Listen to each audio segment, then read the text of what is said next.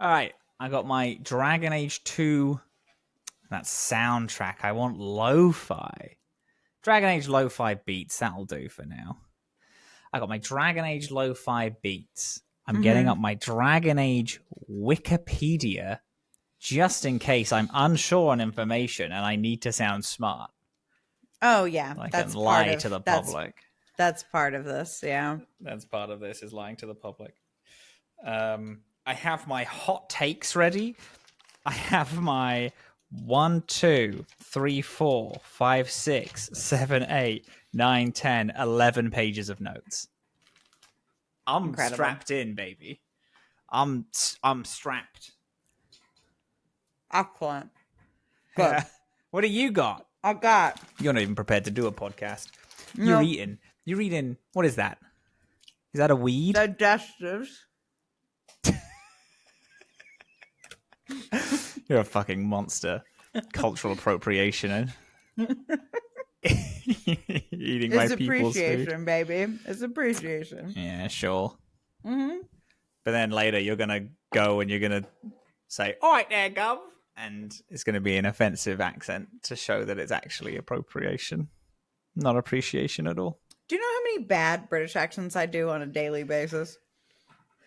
I do know, because I'm subjected to most of them. So many. We haven't spoken in like 4 years. It feels like 4 years. Why does it feel like 4 years? Because we haven't... The last time you and I spoke was last recording. For this, right? It must have been. No, that can't be. That cannot be. That can't be. Friday? No, we spoke...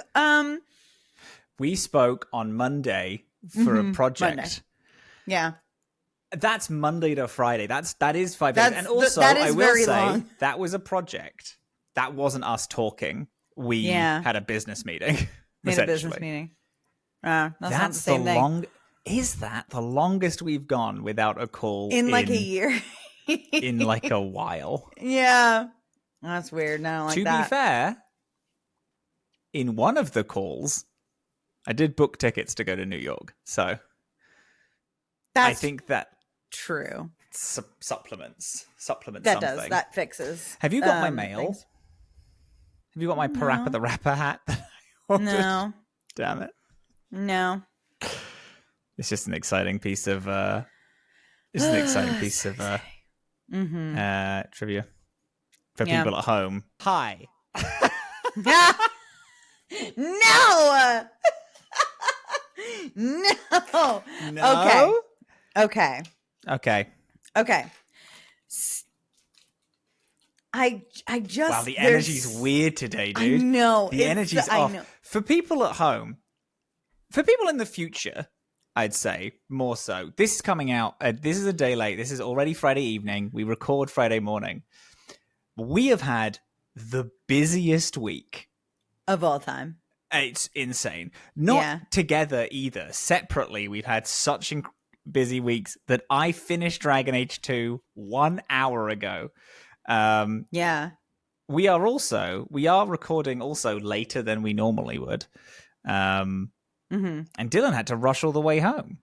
I did. I had to rush all the way home. And I am so I'm so excited to talk about Act 3. Because now what? Hey everyone. My name's Robin. No. Oh my god, I'm not ready for it. Okay, say it. I finished 2 Dragon Age games. Oh my god.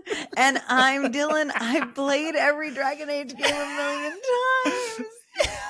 I can't believe it. Why are there tears in your eyes, you baby? Shut the Do you want to... I'm going to say nothing at your funeral. I'm going to spit. At your funeral. Yeah, because you're dying before me. Because I'm going to take your life and then take my own. And then that's why you're not able to say anything. That's why I'm coming to you in a week. That's why I'm flying to you in a week. Is because I'm going to take your life and then take my own. And we're going to do this show from beyond the grave. It's a good thing that you're not leaving any sort of evidence Yeah, good It's a luck really editing good thing this. You're that gonna you're be dead. not setting up yourself in any way. Good. Anyway, oh my god. We're at the finale of Dragon Age 2. Yeah.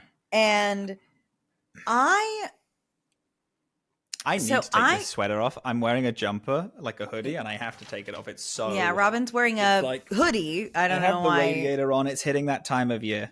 Yeah. I need to take it off. I'm present for you now. Sorry. Thank you. I couldn't focus. What's up, baby? Speak to me. So I forgot that this is like, so Act 3 is the shortest of the acts in Dragon Age 2. But I guess, so I was worried about a lot of stuff going into Act 3 because my, like, friendships, likability with people was still kind of, it was like I was in like a above the middle ground with everybody. Yeah. But I was not like in a comfortable 100%. place at all with anybody except Barrick, including Fenris, who had been romancing. So I was like, wait, hold the presses. The ink is yet to dry. When I romanced Anders, I got 100% friendship instantly. Do you not get that with everyone? So Fenris's romance, you are not done with Fenris's romance until well into Act 3. Oh, fascinating. So I slept with Fenris at the end of Act 2, and then he bounces. He leaves at the end of Act 2, like when you sleep with him. And he's like, I have to go. It's very broody. Broody. It's his archetype, the dream. Yeah. He's just like, I can't. But oh god, it's so good in Act 3. Yeah. I need to hear about Fenris's. I need to hear about Anders' romance because I actually have never experienced it. I've never even watched it, so I don't know anything about it. You know, is this the game you know the least about? Never had Isabel in Act 3. Never romanced Anders. Yes. Yeah. I will say that. It feels like it from the way that you talk about shit. Because I've romanced Fenris, I've romanced Meryl, and those are the only two I've done. Yeah. And I've never really I've never done a full playthrough otherwise. Okay. So yeah, I would say that's that. Crazy. How do we want to? Now I know that you said you've never romanced Anders. What is that like? How do you want to hit us talking about Act 3? I want to talk about Act 3 because Act 3 has a lot of big character finishes that I didn't remember. So like what I was kind of leading up to is that I didn't realize that I didn't remember that there's so much like NPC character stuff that happens in Act 3, and then like the final beats of the game all kind of come together in Act 3. There's a big time jump and everything. It's 3 years. Yeah. Is that right? Yep. 3 years. Yep. So we time skip 3 years from Act 2 into Act 3, and life is different. And I just want to hit I want to get into what I want to get into in Act 3 is I want to get into the relationship stuff, the character stuff, and then I want to get into the story big plot. Awesome. The plot. Hashtag. Yeah. The hashtag plot. The hashtag plot. Awesome. Tell me about the Anders romance and tell me about like where your hawk is. So we open Act 3. The Circle Tower and First Enchanter, or what's his name?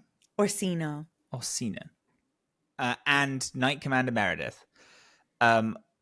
you enter Act 3 and they are brawling in the streets, basically. They are like full screaming match at each other about how incompetent the other one is. I walk in, I tell Knight Commander Meredith to swivel on it and get the fuck out. Stop being such a heinous bitch. And then she rolls her eyes and then leaves. Romancing Anders, there's a moment, I went home and there was a moment when he, it's like he's now hanging out in my house. And we talk and I give him a key to my basement because the basement in our house leads to Darktown, which we know because we did that in Act 1. Just in case the Templars come to grab him, he has an easy escape. And he's like, thank you. You don't know how much this means to me, blah, blah, blah. And then you kiss, and there's a lot of I love yous. His romance arc is consistently him being like, I'm going to hurt you if we get too close, but I love you so much. And he keeps like... he keeps thanking you for being there for him, and then it's strange because his companion quest, it's an interesting romance because he keeps he doesn't call you Hawk anymore, he just calls you my love every single time that you talk to one another. Every like thing that he mentions, he says my love. But outside of that, I can't necessarily remember any big scenes, any big moments between the two of us, except for giving him a key to the downstairs. And then when he's like, oh, I need a key, he's on his companion mission. He says that he's found a way to separate him from justice. Yes. Yeah. And I was like, oh shit, that's brilliant. And he's like, yeah, and then I can finally be me for you. And I was like, amazing. He's like, we need to find these items. You find all those items. And then he's like, okay, I need to do something in the Chantry. Can you talk to can you talk to, the Reverend Mother there? I'm like, okay, sure. You just want me to talk to her? He's like, yeah, just talk. Don't mention me. And we will figure, and then I'll say when I'm done. I just have something to do. Please don't talk about it. I can't tell you. Please don't. I'm like, okay, sure. I do it. I think so. This is a very side note that I am quite excited to talk about later. You don't like Sebastian at all, right? Did you finish his companion quests? No, not even a little bit. No. I have done a bit of a 180 on him. Act 1, I really liked him because I thought he was interesting. Act 2, I was pretty mad and thought he was average. Act 3, I think he fills a fundamental missing component of the party. And I think truly he may walk away as one of my more favorite companions of them, because I find I'm actually, you know what? I'm going to start talking about it now. So, okay, go for it. Let's get into it. We have mage loving above all mages will do, as we see later, very, very drastic things to have mages be free. Avanders, we have elven blood mage, wants to do all this stuff and is like a mage but is doing some dark things, so Anders doesn't like that, which is very interesting in Merrill. You've got Varric, who's like your best friend, will stick with you through thick and thin, and doesn't like taking sides, is very like, we should just look after ourselves actually in Varric. You have Isabella, who's just for herself and like a cool pirate lady. Fills out like that kind of like Antivan like area, which I think is fun. You've got hating mages but still being oppressed from Tevinter in Fenris. You have Bethany or Carver, who is like, Ferelden, either Grey Warden or filling in for the Circle. You have Order, type guard in Avalyn. Yeah. And then there is this kind of like nebulous hole that hasn't been filled of a hard chantry loving person. And that is Sebastian. In his own story. Yeah. And because I brought him along a lot, he fills such a fundamental role in how does the chantry feel about all the things you're doing, and just like the party in general. Because I had Sebastian on my team, as I did Anders' companion mission, and Sebastian leaves. He refuses to be part of it. He says, I'm not going to help you trick the Reverend Mother. I don't care what it's for. I'm not going to be a part of it. And then leaves your party. And then you speak to her, and then he'll rejoin afterwards and then has things to say. And I'm like, that. And then that moment instantly was like, that's great, actually. That's great. It made me realize, like, oh, this is a party dynamic that we're missing, that we had with Liliana. Right. That we had with Liliana. And then it's like, you get it a little bit with Alistair, but Alistair doesn't really like the chantry. He's more that Templar role. And he's mainly the Grey Warden. He's not really anything to do with the chantry, but, he still has thoughts about it. He has complicated feelings about the chantry and the Templars, But Sebastian fills in that role in a way that later on I don't think his story is great, but I do think his story is interesting. I think aesthetically his character looks really good. But I think he does fill in like a fundamentally like missing part of the puzzle. In a way that makes me I really, really like him. That's cool. Anyway, Anders asks you to distract, and then you do, which is great. And he's like, thank you. And you're like, is that it? And he's like, yes. And you're like, okay. And then you go back, and then he doesn't really talk to you about the fact that he said that he's trying to separate justice and himself, and doesn't really do that. He has a lot to say in this arc. I brought him along a lot, but in terms of like romance, you kind of are just romancing him until the very final act, when it kind of comes in more.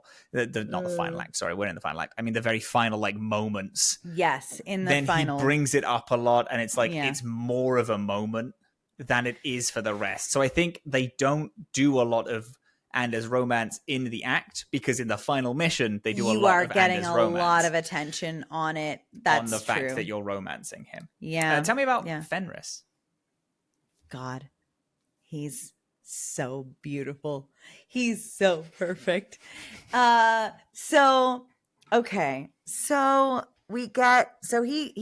goes off and broods after we sleep together, and then we apparently don't talk about it for 3 years. We don't sleep together for 3 years. We are just still fighting together, still traveling together, still friends. And then we kill Daenerys, that motherfucker. We kill him dead in the street. And after we kill Daenerys, who is, if you've forgotten, that is the Fenris's the person who enslaved him, and who put the markings on him. When you talk to Fenris afterwards, and he brings up, he's like, look, 3 years ago when we slept together, I didn't know how to act, because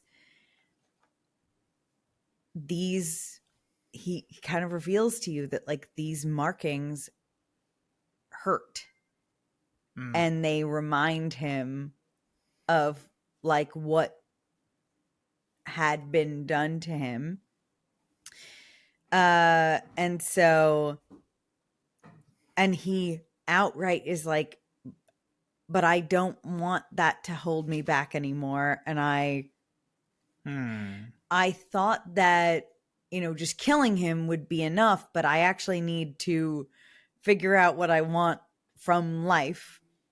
and do something that makes me happy. My sister's gone, and the person that wronged me is gone, and all that is left is you, basically, and you're the person that I want. And it's stellar. It's so heartbreaking, it's awful, it's devastating, it's wretched, and I love it. It's a beautiful, it's just like a beautiful thing, especially like I actually think that loving him as a purple hawk works so well because he is so resistant to genuine emotion, that just being like hitting him with those like sarcastic remarks and then letting him kind of open up when he's ready. I don't know. It's just so good. I love him.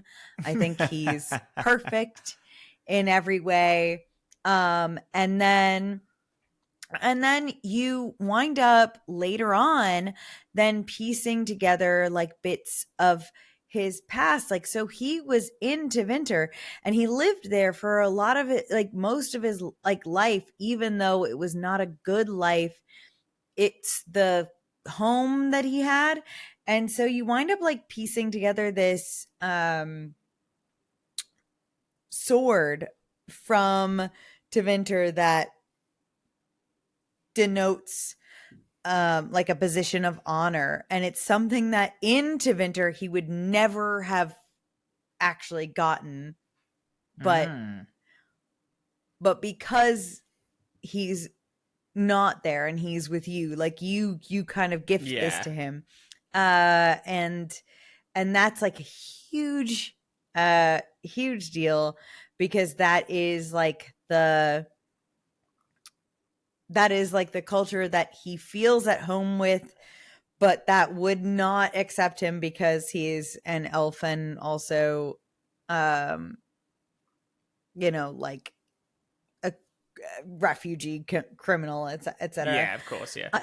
And so that's amazing. And then, and I guess I'll leave the last part till we get to it, because there's a last little bit there that's frightening, terrified me in this playthrough. Ooh. Yeah. So we also, I want to like check in on, because this is like, this act has a lot of companion quests. There's just like more companion quests than there are in other things. In other acts. But Meryl comes to talk to you about the Alluvian as well. Yes. And is like, it's not working. And you're like, what do you mean it's not working? What is it supposed to do, Meryl? She's like, it's not working. I can't do it.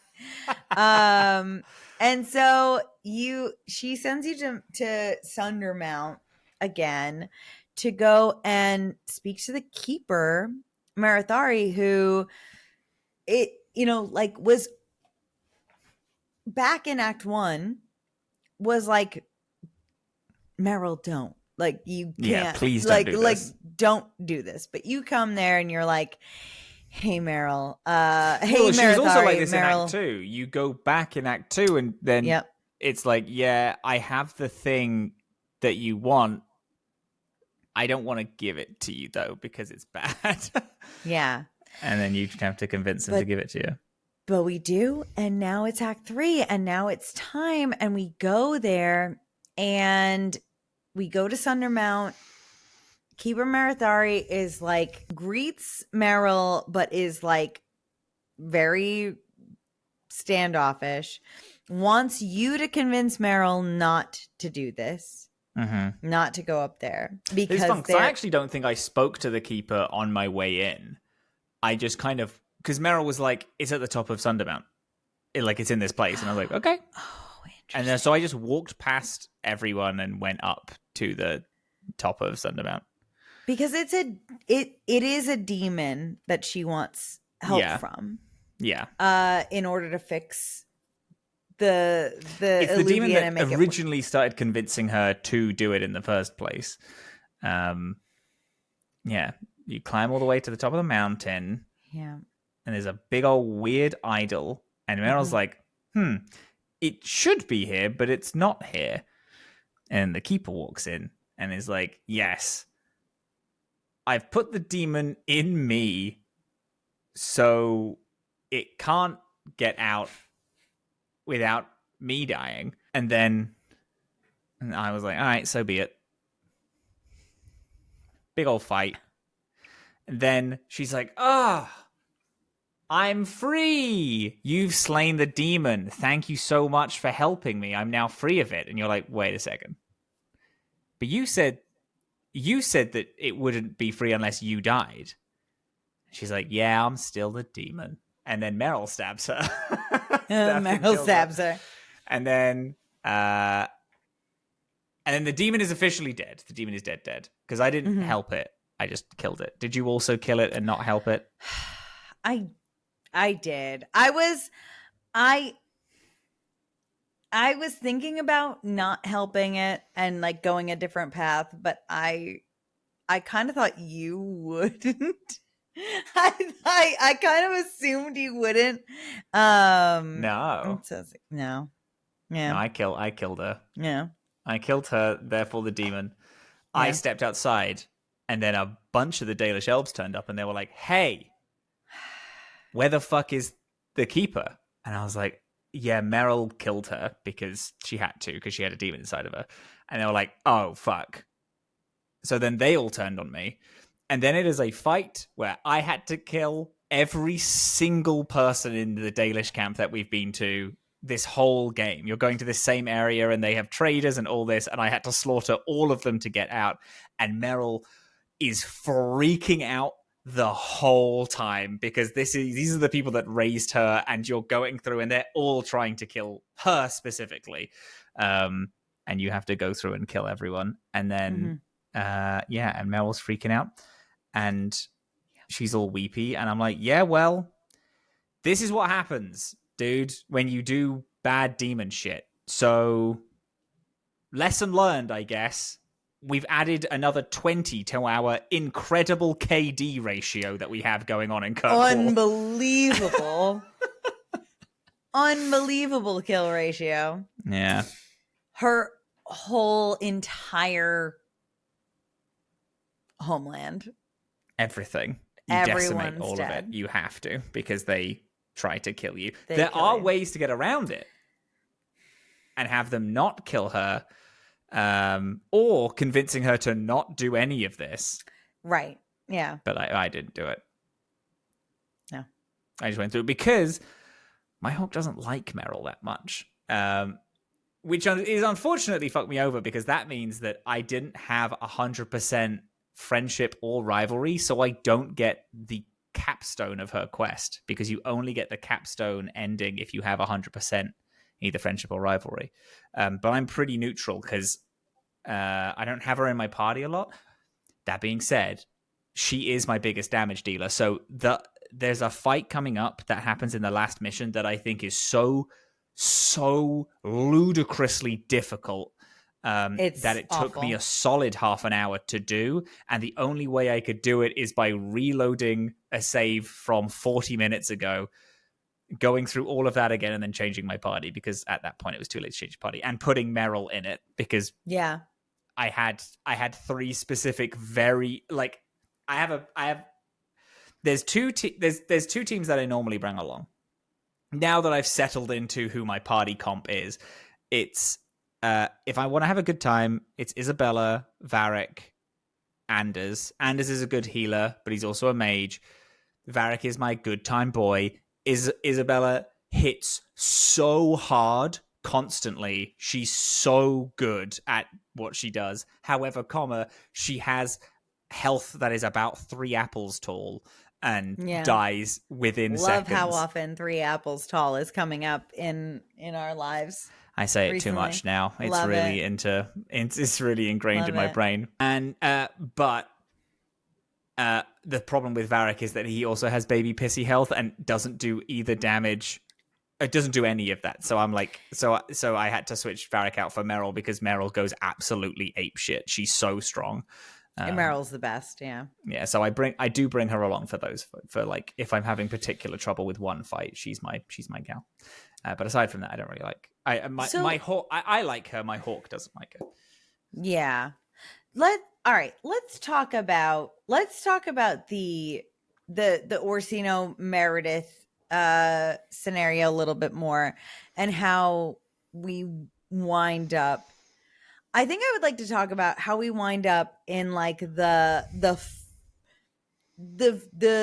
culmination of the finale of this game, like what is going on between because the mages and the templars, the contention is so like the Canary threat is past, and so now it is for the last 3 years just building this tension between the mages and the templars, and there are allegations of massive corruption from Knight Commander Meredith. Well, there's also Knight Commander Meredith being like, yes, but half of the mages circle are blood mages now. Right. And they are doing a lot of very bad stuff. Do you want proof? Go to these 4 people who have escaped. All of them are blood mages. And you go, oh no, it's 3 people who have escaped and all of them are blood mages. And you go and 2 of the 3 of them are blood mages now. And you're like, oh, fuck's sake. Fuck, she's right in this case. She's right. And of course, they're blood mages and they're doing evil shit. So they're not just blood mages hanging out. Like, yeah, because Meryl is also a blood mage and they're not just live, laugh, loving. They're doing actual evil, shit. Yeah. One of them is doing heinous evil shit. I can't remember which the other one was doing. One sec. The 3 people are Elsa. Oh, no. Elsa is Knight Commander Meredith's assistant, who is a tranquil mage. There is Emil, Juan, and Evelyn. Yes. You go. You Knight Commander Meredith is like, go find these 3. Bring them back to the circle or deal with them however you see fit. And when you question that, she's like, well, I want them fucking dead. I want them dead. I wish them to die. But she says it in a very political manner. You go. Emil is... she was from Ferelden and helped... And after escaping the circle... After the circle tower fell, or after escaping the circle tower, I can't remember which one it is, she helps so many people get out of the Blight's way. She like went town to town rescuing people, picking them up and helping them leave. However, then gets possessed by an abomination, right? And there are these 2 little lads who they're like supposed to be children, but one of them has the face model of a 35-year-old man. You help them, and then they help you find her because you're like, I'm here to help her, and then they're like, okay, and then she kind of goes all freaky weird on them, and they're like, that's not who she is, and then you fight and you kill her, and she's using some minor blood magic. Then you go to Juan, who is a good dude. I can't remember necessarily. Oh, no, you don't. My apologies. Sorry. Evelyn, or I think Evelyn is the one who goes evil, who's helping everyone. Emil is my writing is so small. He's a good guy. I can't necessarily remember what happens with him, but he is not bad. So I helped him fully escape. I think he ended up... I told him to go to Vinter and just get the fuck out of Kirkwall in general. So then he runs away. And then there's Juan, who you speak to his wife, and she's like, yeah, we've been married for 10 years, but he was also taken to the major circle like 9 years ago. And he recently came back, and he has changed so much. I'm a little scared he's coming here at nighttime. And you're like, okay. And you meet her at night, and then he turns up, and he's all like blood magic, freaky, kills her, and then summons a bunch of demons. And you have to kill him in the middle of the street. And then you go back to Meredith, and she's like, so, how was it? And you're like, well, you were mostly right, I guess. One person is a blood mage. Two of them were blood mages. One of them was an abomination. I let one go, though. Bleh, bleh. She's like, oh, wow, prove me wrong, I guess. Actually, I told her, I said that I killed all three of them, but Fenris was next to me, and Fenris was like, no, actually, she's lying. She killed two of them. She let one escape, and then said, oh, she actually let this guy escape. And then Knight Commander Meredith is like, oh, cool. Okay, thank you for that. I'm going to send someone to go kill that guy. Yeah, I did not bring Fenris with me for that. I thought he was chiller. I thought he would he would. He anyway hates mages, which I'll be honest, I forgot that politics in this game matter so much to companions, and they will bring shit up, and they will force decisions. They'll essentially force a decision to be wrong exclusively because you're bringing them along. And it's you can do something, you can lie to someone, as I did, and then you can have one of the companions that don't agree with you be like, actually, no, they're lying. I don't know why they said that. And then that's part of the reason why this game is the best. Frankly, yeah, exactly. I wish that the other games did incorporate that, even though it makes me so stressed and makes my life so hard. But I do love that. We'll get into this a little bit later when we've fully wrapped up all the things. This is why this game annoys me so much, because no game does this. Not a single role-playing game of does a thing where the people who are in your party and in the same room interrupt you lying to say, she's lying, I don't know why she's saying that, just because you're bringing people along with different politics to yours that hate what you're saying. Yeah, exactly. And it's it's the thing where it's this game, your party dynamic, the party that you're bringing along isn't I have a tank, I have 2 DPS, and I have a healer. It's, all right, I'm doing a mage-based mission, so I have my mage sympathizers with me, so we're all going to go together. Or it's I'm doing this mission with this, so this person agrees with this politics, and you are neutral on most matters, so you can come with me, and you don't really care about this specific thing, so come with me. It's you have to think about your party what people comp. Actually care about. Yeah, exactly. You have to care about your party comp in social settings. Yeah, that's just so good. Bonkers. Yum. Love it. And it's yummy. And if this were a game that were given the amount of time that other games were given, oh my God, that would be such a hot dynamic. Yeah, it would be so awesome. Good. And I think the reason why other games nowadays don't do this is because this game was made in 18 months. And they focused 100% on the story, and the mechanics suck. So it's so hard to because it's unpopular.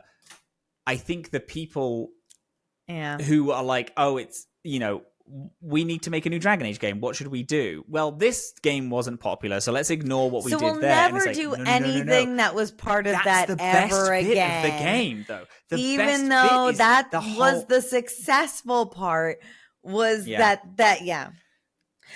Okay, I need us to Meredith and Orsino. Act 3. Okay, are we just jumping to the final mission? I need us to. All right, so here's why I want us to jump to that, because I think that everything else is companion based, and we'll get to it by talking about it. And then also, we have so many good questions about the overall of this game that all tie in to the Meredith Orsino finale. All right. So you have that one Knight Commander Meredith mission. Then you have an Orsino mission where he's like, hey, there's these things happening. Can you go check it out? And then it's also, shit, there's a lot of Blood Mage stuff going on, buddy. And then he's like, oh, piss. Yeah. Shit. Yeah. I wish that wasn't happening. Yeah. Yeah. And then you go home. Oh, and then there's kind of a confrontation where you are asked, who do you support in this like political thing? Do you support the woman who is like a super hard ass that is actively like oppressing mages and doing it harshly, is saying like, you know, she's now into the tranquil solution that we talked about in Act 2.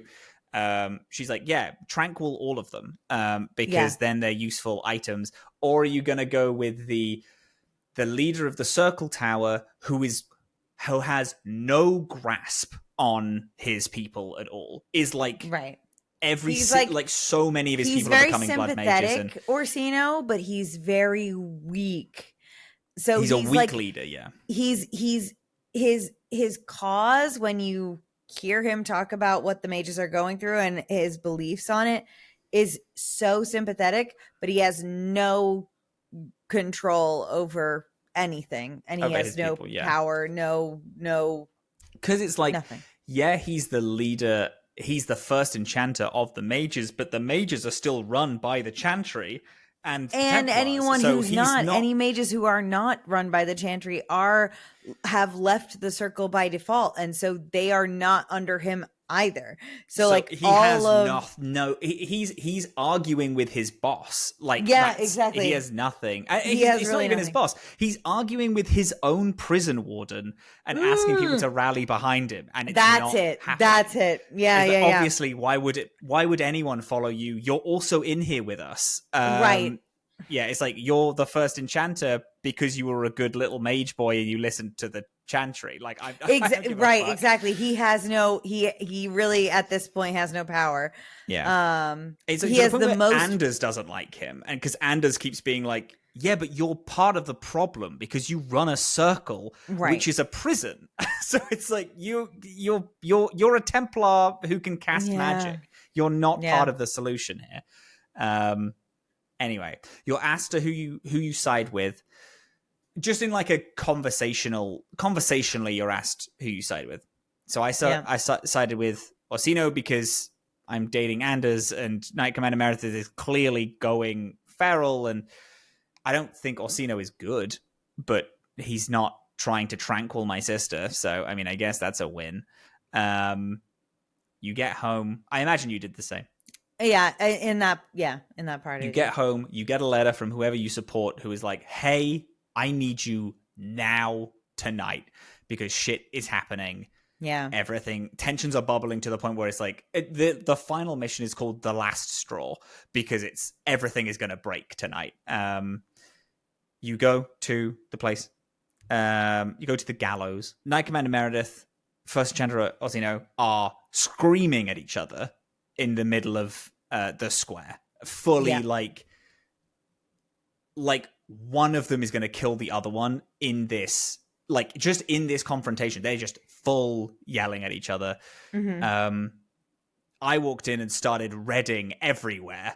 I was also screaming. I was escalating constantly. You were. Oh, I went. This is like one of the first times I ever went completely blue. Like everything, like I guess similarly, but like opposite, trying to de-escalate everyone. Yeah, no jokes, no no humor, just like no, that's this cool. Is not happening. We need to calm down. Yeah. Wow, I love that. Yeah, full screaming, and then whilst everyone is yelling.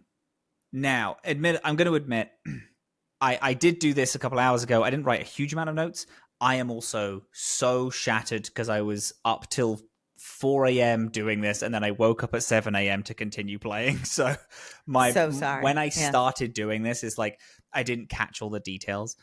But as they're yelling, First General Orsino is like, well, we'll just put them back in the circle towers, and that's how we're going to be fine. And like Commander Meredith is like, your people are blood mages leaving the towers. How is that working? We need to tranquil everyone.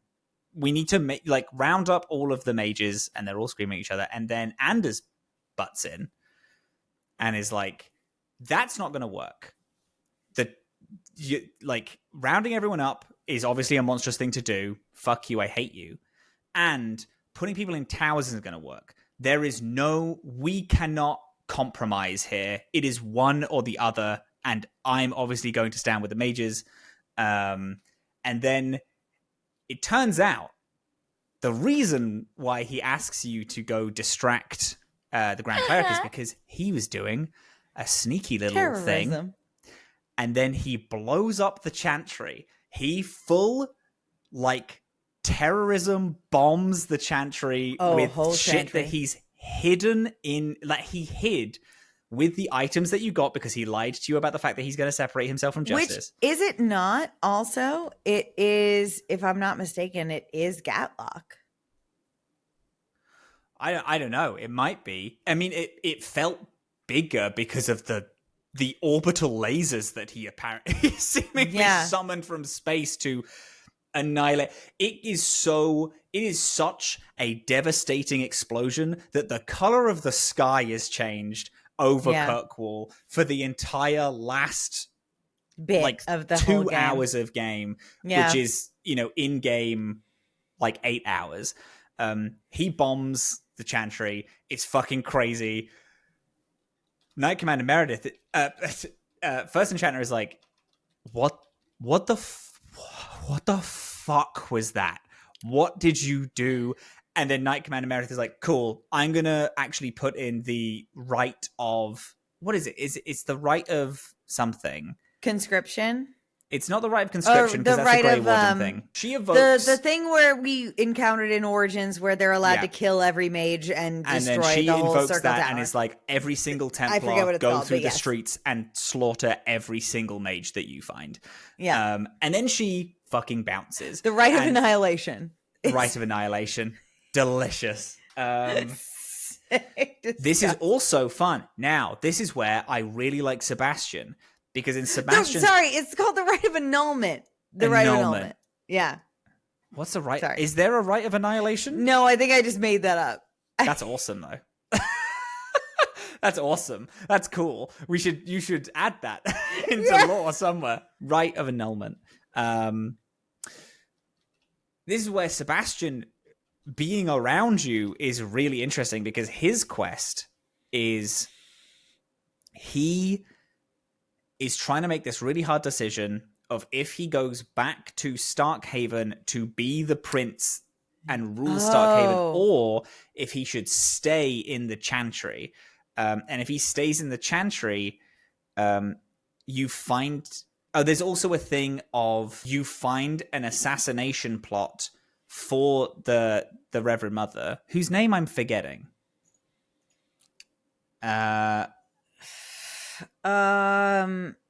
It doesn't matter, but it does, and I will remember it. Grand Cleric Elthina.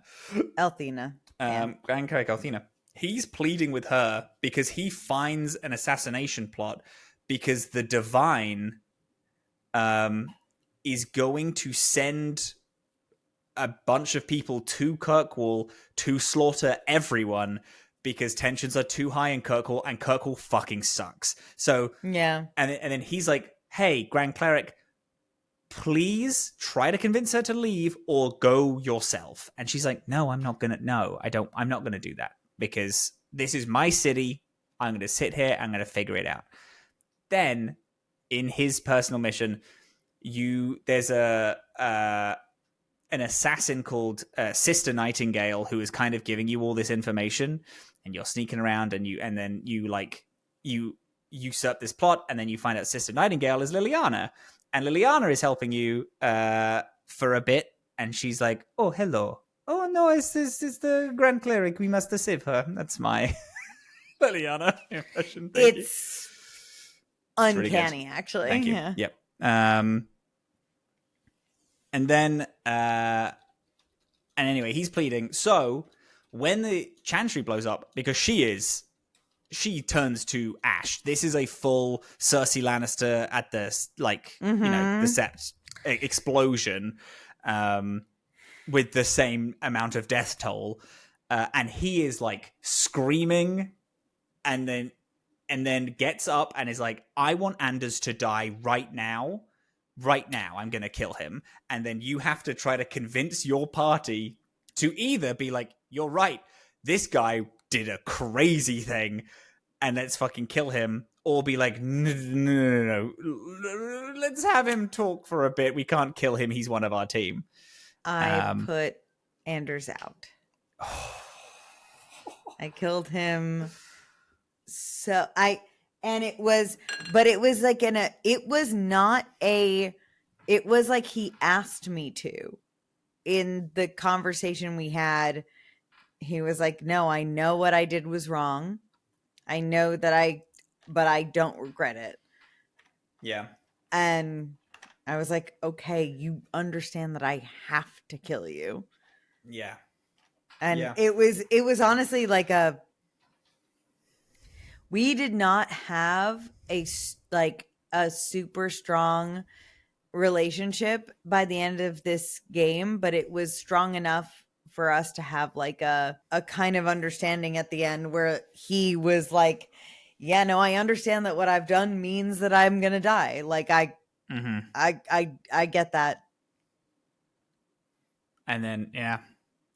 No, it's Florence's thing of, no, we have to protect our own was really strained here.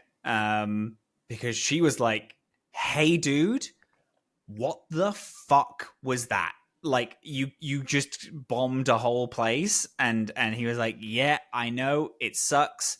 I don't expect you to forgive me, blah blah blah." Sebastian is like, "If you don't kill him now, I won't win a fight against you. I know that. So I'm going to go to Starkhaven. I'm going to bring an army to Kirkwall, and I'm going to kill him myself. Like, I'm going to storm Kirkwall with the Starkhaven soldiers." And I was like, "Do it, dude, because I'm not killing him." So then Sebastian left the party permanently. Good for you. Because he's leaving. But I tell you what, his whole shit in these final moments in this last act, I think Sebastian's a fucking awesome character. He truly is like a perfect, like he needs to fill that role of someone, because it's also, as the Templars and the mages separate in the horror of the situation that's just happened, your whole party kind of makes a decision to go one way or the other. So Fenris left my party because Fenris is like, "I ain't siding with the fucking mages. I'm going with the Templars." And then he leaves to go with the Templars. Then Sebastian leaves the party because of the decision. Isabella and Varric are like, "I don't give a shit, dude. I don't care about this fucking war. I don't know why I'm here." Meryl is like, "I'm siding with the mages, obviously." Anders is like, "Obviously, I'm with the mages." Surprisingly, Evelyn also sides with the mages because she's like, "The Templars are crazy, and I'm not being with them. I'm staying with Order, and they are and this fascism." is out of order. Yeah, which I love. I think that's great. I think that Evelyn is a fantastic character that I think that the Dragon Age series needs to emulate, like as a whole, like her loving the Order, loving the Templars, but like her complication with that actually leading to her changing her opinions on things. Beautiful ending. Also, I love that. It's a huge, from the fact that she was married to a Templar, and the first thing you see with her is her husband being like, "Oh, there's a mage there. I'm going to bring you to the tower." And she's like, "We're going to have to take you to a tower because blah, blah." And she's like, very like, "Yeah, that's like, just how it has to be." Yeah. To the end of the game where she's like, "I'm not siding with the Templars. This is crazy what you're doing." Because outside of when she said, because it's outside of, she means what she says when she says that she wants order, which is like 9 times out of 10 someone tells you that they want and value order. That's a bad thing. They want to like they want rule. oppression, they want quiet, and they want people that they don't like to be silenced. Aveline means it. She wants order. She wants people to be calm and talk about shit. She wants order, and she actually means that. And there's a follow through there, and I love that. Yeah, because it's like when you're asking everyone like, because this is great. This is why I think this party dynamic is still the best in a video game that I've played so far, is because it goes through every single character and each of them makes a decision on these two sides on what, like, where they're going to go. Are they going to go with Temple as a thing? And then, you know, they say their bit and then they either leave or stay, depending on what your decision was. Fenris leaves, Anders stays. But when Aveline was like, oh, I want order, I was like, fuck, come on, Aveline, I can't kill you, dude. Like, that sucks. But then she stays, and then I'm like, you said you wanted order. She's like, yeah, that's not order. Like that's not order.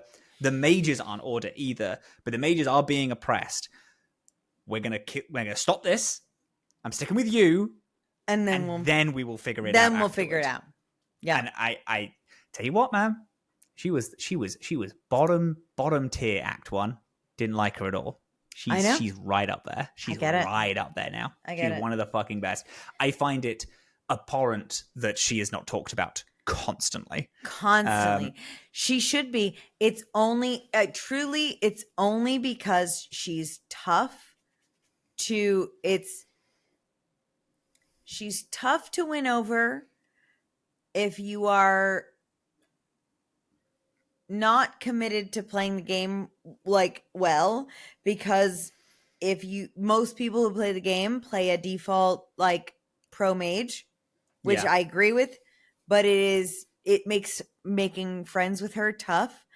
And she's not romanceable, so you don't get the extra boosts from romancing from the romance so scenes you've gotta try a little bit to get her on your it's side. Also grand because so everyone in the team is a friend. Like, they are all friends and they hang out together. Even fucking, like, there's scenes where you catch Fenris and Anders hanging out casually.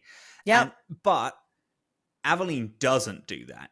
She's the friend who is a friend of your friend. Who has a full-time job and never comes. She's the cop friend, and she's like, oh, you're still all hanging out together? Okay, yeah, I have taxes, but okay. I wouldn't even call her a cop friend. Like, yes, that's her role in this game, but she's the businesswoman who is like a corporate full-time job lady who's like, she's busy, like, dude. I have you all done your taxes? No. You've got 3 months. Are you sure you can do it in that time? It's like, yeah, I've got 3 months to do them. Thank you. I think I'll be fine. It's like, okay. Yeah, and have you done them? Oh, no, that's for this year. Last year? Did you do them last year? No? Yeah. That's what are you doing tonight? I'm just going to the Hanged Man with Varric. Again? Yeah, no. Did you do that last week? I do it every week, dude. It's my weekend. It's like, yeah, it's just, you know. I just feel like you should get something else to do with your time rather than going and hanging out and drinking with your friends. You're like, Aveline, come on, dude. That's crazy. What if you came out and drank with your friends? What if you did that? I can't. Sorry, I got married. I got married 3 years ago. I was like, okay. Yeah, because we made you go out drinking, Aveline. We forced you to go out drinking, and that is why you are now married. Do you not see the trajectory? Hang out with your friends. We're all asking you to come hang out with us. We're all asking you to. Right. It makes sense. Huge fan of her. She's the best. Anyway, so I did get. So this was a thing I was really worried about because it's been a while, admittedly, since I played this game. At the start of Act 3, I was in a middling place, like I said. Mm-hmm. And I have had it happen before where I was romancing Fenris, and when the final battle came, because I was backing the mages, he left. Mm. And our romance was over. Mm. So I was pretty nervous that would happen again, but it didn't. I talked to him at the final battle, and we were gonna go, and he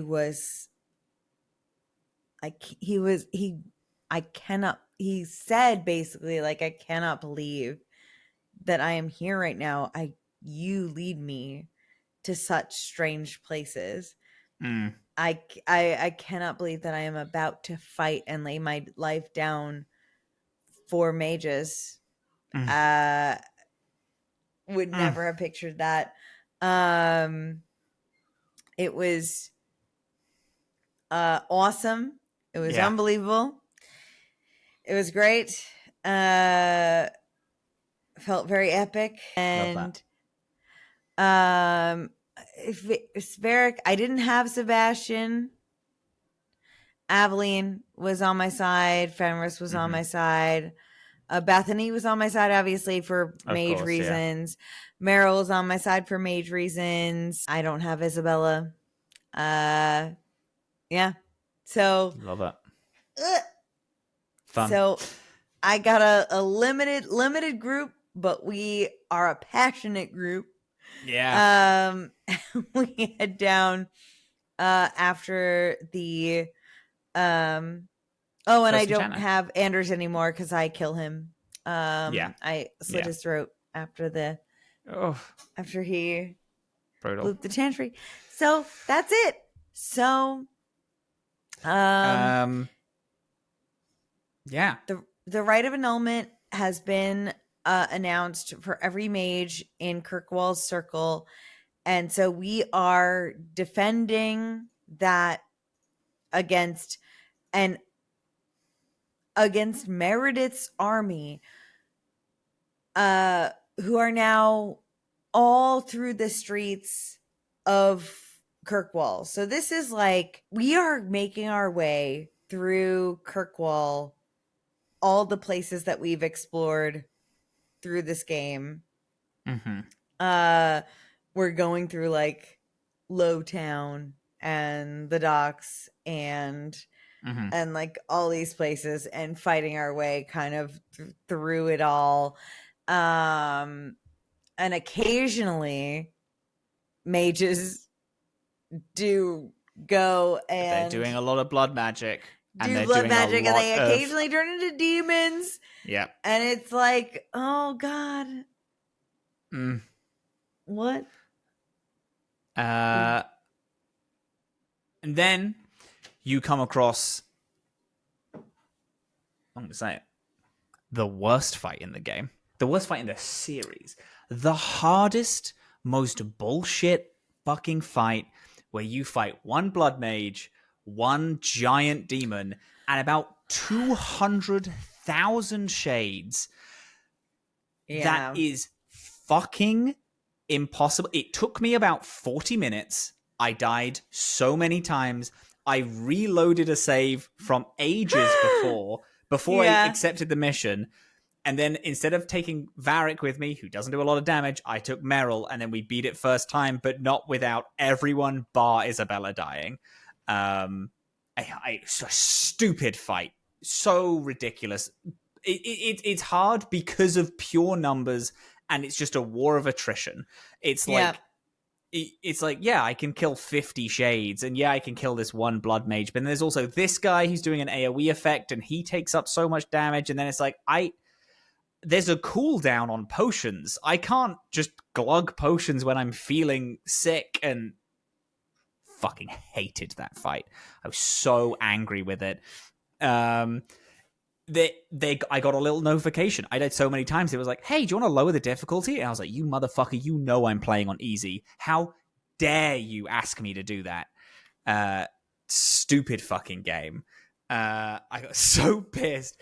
And then I switched to never seen Meryl, that and then before. Meryl just cleaned the fight. Yeah. Because Varric just doesn't do any damage, and he has no health in my run because I don't like attributes. I think attributes are too micromanagey for me, so I always auto level attributes. I pick an ability and then I auto level, and I think in doing that, he does something really well, but has no health.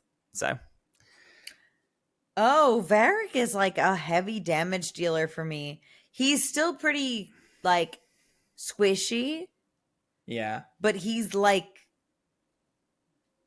he might be big damage. He just goes down to he's like big damage, and he's he also, a very I good have single him target to, damage.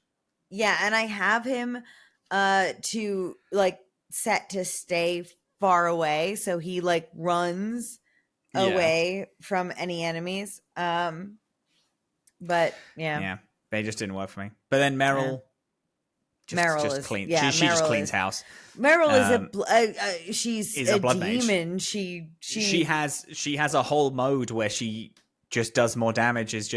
But it's like cutting herself at the time when she's doing it. Yeah, and she's the best. Oh god, she's so sick. Yeah, I she's love fucking it. awesome. Yeah. Isabella again is so strong. I'm like doing like kind of piddly little piss damage, and I'm hitting, and I have a bunch of people around me, and then she literally teleports behind the enemy, Shadow the Hedgehog ass, nothing personal, kid, and then executes them, removes all of their health in one single move, because she's doing like, it's like, oh, are you engaged with another target? 200% extra damage. Oh, are you stunned? 400% extra damage. And then she's just annihilating people. She's the best. You then get to the prison. Then get to the gallows. Yeah. And then you find First Enchanter Orsino. And he's like, he is freaking out. He's quaking in his little boots. He's like, we're not going to survive this. This is a failure. Like, we're all going to die here. And I'm like, hey, buddy, lock in for me, dude, because we are going to die. People need them. Your mages, your circle who are here need someone to rally behind. Lock in. And it doesn't matter. It doesn't fucking matter. No.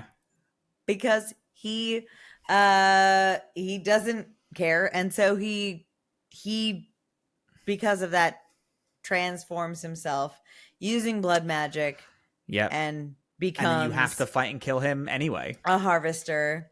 And that's a fun fight though. It is pretty fun fight. Oh, it's a great fight. It's a pretty great fight because it's it's Meredith, it's Templars, it's like your enemy is with you for a minute, and like it sucks. It doesn't make any narrative sense, and that's my. And it's very out of nowhere. It's weird. So, okay, I think thematically it makes a little sense. But in terms of, this is why Knight Commander Meredith is so scared. Because everyone in his order is using blood magic. Everyone. Every single member of his circle knows some of it. Even him. And it's like a thing that if you were on her side, you look at that and you're like, fucking knew it. I knew it. I knew that he's a big evil demon. But also the fact that I sided with him and I'm like, hey, dude, there's a lot of people with you. And he's like, yeah. It kind of actually, you know what? I do think it makes sense. I think it makes sense because he is a weak leader. And like, he's not supposed to, he doesn't want to be here. He's not supposed to be here. He's not good at leading. He's just a guy who is also in the same kind of situation that all these mages are, which is he's super oppressed. Yeah. But he's the good little boy oppressed, where he, does everything that the Templars want and doing all this. And then right now it's like, hey, you need to use your magical prowess to save us. And he's like, I can't, but I've read about blood magic. So I'm going to do that. And then uses the bodies of dead mages to summon a thing, and then you have to kill him because he's a fucking idiot and is weak. A bad leader. Now, I like is this that. right? I like that interpretation a lot. I agree with you. The devs were like, we need a big boss fight. So we're going to have the first enchanter become this big demon. Write how that makes sense. And then the writers were like, ugh. Okay, I guess. We'll put a pin in that for literally next week. Okay, fascinating. When that comes up again. You also do talk to every single member of your team because it's the big final fight. Yeah. Anders is like, hey, come with me. And I had the choice to be like, no, because you blew up a church, or be like, yeah, sure, let's be fugitives together. I questioned him consistently because I was like, I think I'm going to break up with him right now. I can't. Like, I think that Hawk is like, this is insane that you did this. And I'm going to be honest, I regret a little bit that I didn't break up with him. But I did anyway, because a thing with me and this game is because I there's several points in this game where I've wanted to break up with Anders because he's done something bad. But the thing is I know I was pretty sure that if I did break up with him, it would be like if I didn't romance him at all. But I wanted them to reference it in the next game. If that was like if you romanced Anders, this is a one line that they say. For sure. So I said yes. I'd run away with him. But in my canon, she said yes. And then after, because I was also like, she's very for her people and her team. Yeah. And like, that's all that matters. So she's like, okay, that was fucking crazy. Don't ever do that again. And then, was like, and then later down the line, she was like, this was actually a bit much. You killed a lot of people. So I am actually going to break up with you. But it's like, just because I wanted the reference of them romanced in the future to be an event. Because I know if I knew that in a future game, they were like, yeah, they dated for a bit, but then they broke up because he blew up the chantry, I would be like, yeah, that sounds awesome. But I knew that wouldn't happen. So, stay with him. Everyone has a line. Oh, you meet first commander and first enchanter. They are still yelling at each other, and then they do separate. I see Fenris again, and I'm like, hey, dude, after everything we've been through together, please don't do this. And then Fenris does look at Knight Commander Meredith and is like, I choose you over her. And then he does leave her and then join me later. Excellent. Oh my God. And so he does the same where he's like, and then I was talking to him and he was like, yeah, you've led me to really weird places. But he is like, I do choose you. I choose your friendship over her hatred. And then picks me anyway. And sick. I didn't get his Act 3 story. Because I didn't fucking do it. So I still got his like full friendship thing, which I thought was awesome. And we were full rivals at this point as well, but he still picked me. But that's what this game does. Like, if you have full rivalry or full friendship, you can still unlock things. Wangle your way through stuff. Yeah. It's the middle area where things are just tough to unlock. Yeah. But he joined me. Everyone, he says the thing where he's like, "Oh, you've led me in very weird places," which I thought was very fun. Anders does a very cute line who says, "Maybe in 1 year, maybe in 10, maybe in 100, someone like me can be with someone like you, and we won't be pulled apart by the Templars." And I was like, "That's pretty cute. I like that line." Cute. Yeah. Because I sent you on TikTok a very, very good edit. It's a good edit. It's a fucking, for people who are listening, it's the edit that has the fucking, what is the song? Da da da da da da da. It's like it's a boy band song that's covered by a choir in Deadpool Wolverine. For people who know TikTok trends, you'd know that that's the song that I'm talking about. There's 100 million edits at the minute to that song. Go find it. Google it. choir song Deadpool and Wolverine, and you'll find it. Anyway, it's a Dragon Age thing, and that line is in it. I thought that was very sweet. Isabel has the funniest line to me where I'm like, hey, do you regret coming back? And she's like, I don't regret coming back, but come on, man. She's like, I don't know why I'm here, man. I don't care about this. This is crazy. I'm gonna die today, and I'm just whatever. It doesn't matter. I'm here to fight for you, but this is insane. And I'm like, yeah. Love that. She did not come back. Her. Obviously, she did. Yeah, she didn't come back for you. Varric is like, I'm sick of mages and I'm sick of Templars. To be honest with you, it's like, he's very neutral as well. And then you pick your final team, who you're going to go do the whole shebang. Oh yeah, you pick your final team. Then the first enchanter does the demon stuff. But just like in Origins, everyone you didn't pick is still fighting with you. Yeah. Awesome. Hell yeah. So fucking sick. I love it. Who was your team? Final team? Varric, Meryl, Fenris. Love that.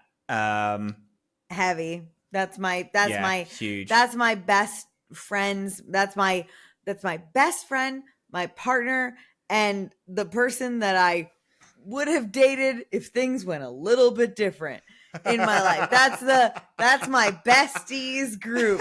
Is just like any old besties group. Yeah. I had my best friend Isabella. I had my boyfriend Anders, and I had my sister Bethany. I brought Bethany with me. You fight your man.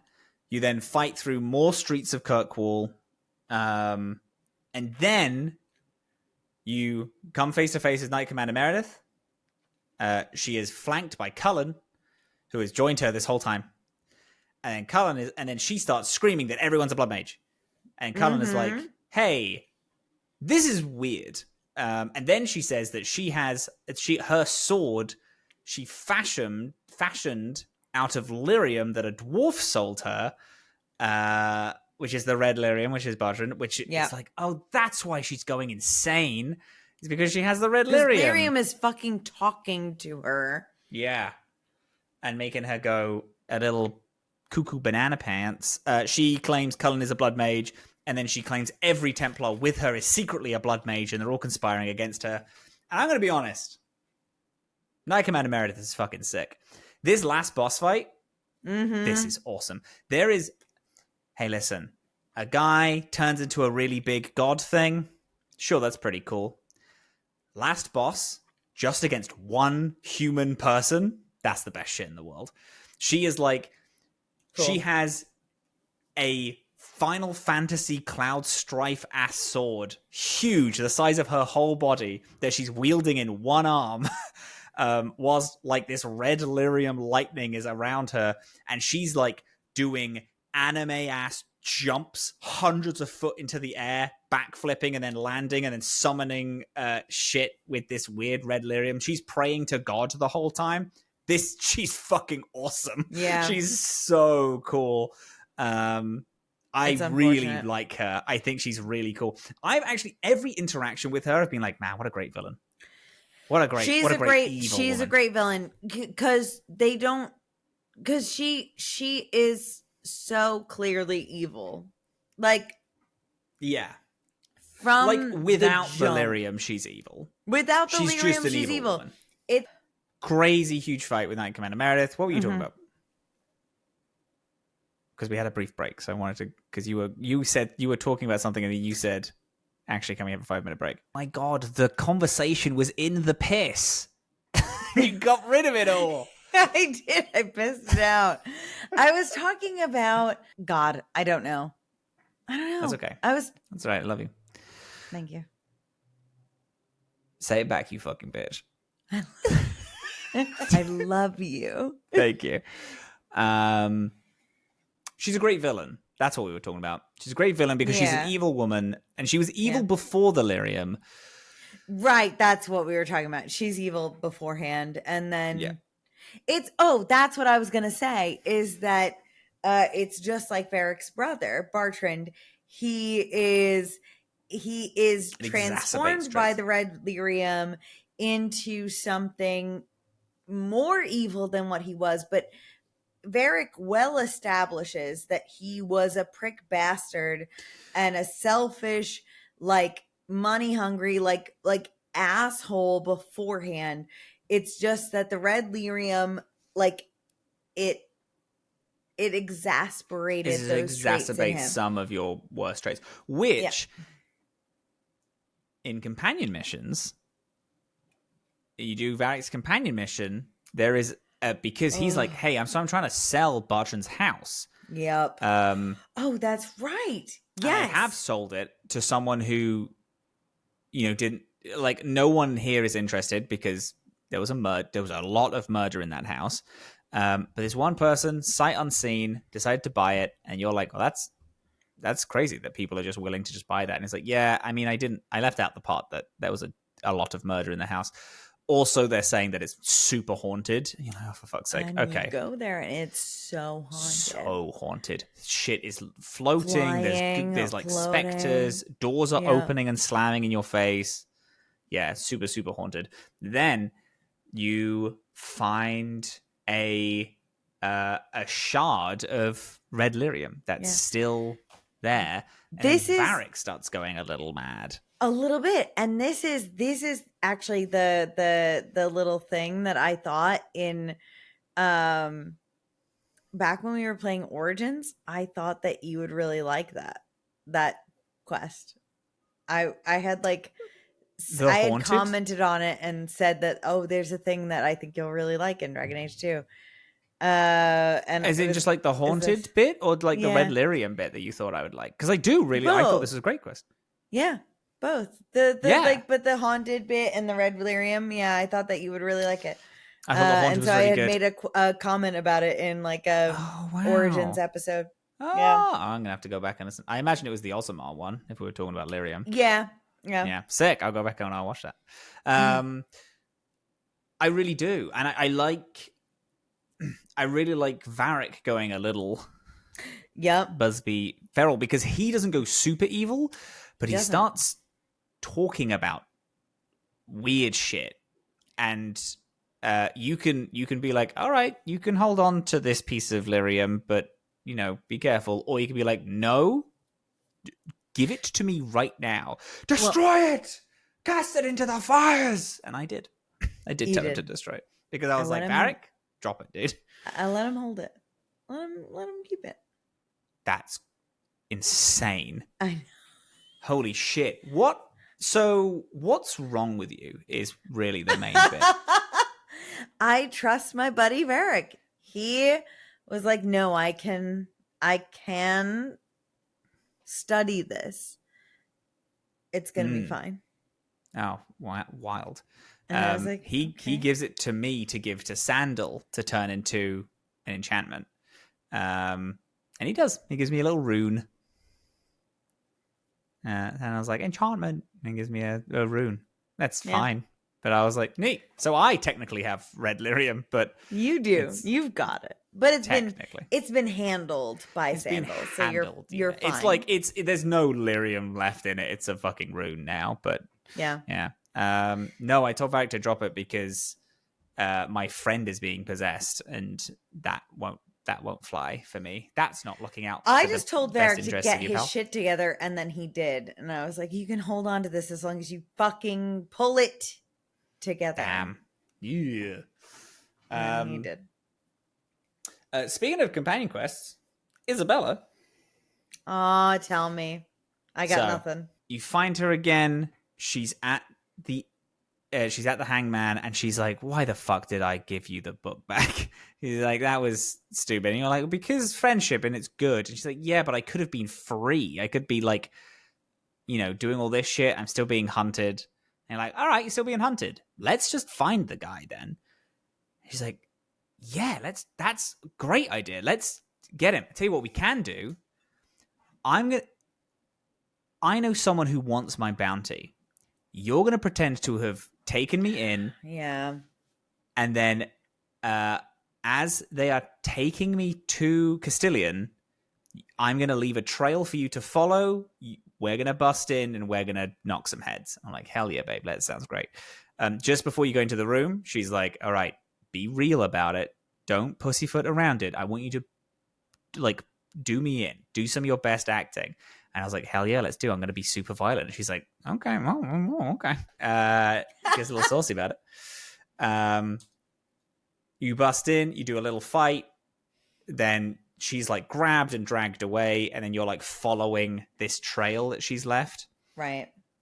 You go all the way to these pirate slavers, bust in, kill a bunch of them. Castellian appears, and because she's this whole time is like, well, I'm gonna fucking kill him, obviously, because then I'm free. And then she's like, cool, dead men tell no tales, so I actually don't want to kill you, but you're gonna hand over your ship and everything you own to me, and I'll let you live. How about that? And I'm like, he's a slaver, though. You don't want to kill him? She's like, nah.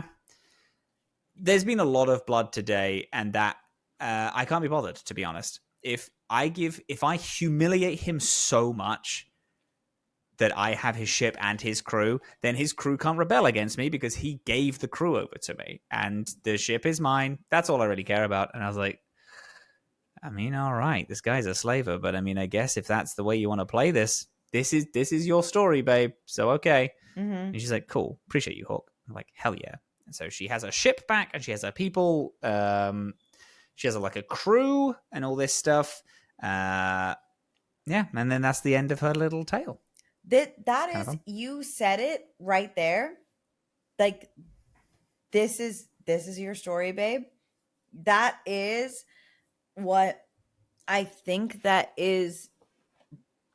It is not like I think that there are valid complaints about like the mechanics of this game and like the algorithm of this game and like how the way fights and maps work and stuff like that. I think that a lot of the disappointment from this game and the reason that it doesn't get the same replayability or the love is that this game, it is telling a story. You have some input on how that story goes, but it is not, it's intentionally not the way that the other two games in the series have been, in which your choices matter so much. It is, your choices mean a little bit, like it means a little bit in terms of how these characters interact with you. But like you can love Anders, for instance, so much. He's gonna blow up the chantry. Yeah. You can love like Meryl so much. Like she's gonna build, use the Illuvian. It's whether or not you want to be involved in those things, whether or not you want to support your friends in those things, and whether or not you like whether or not they in turn support you in what you're doing, that you have control over. You're not changing the fate of the world. You are not making grandiose alterations to the timeline. And that is kind of that's kind of the story here, is that like you're just a guy. You're not. Yeah. You are a there are, I think the part of that is we've mentioned this before, is that this game is side quests.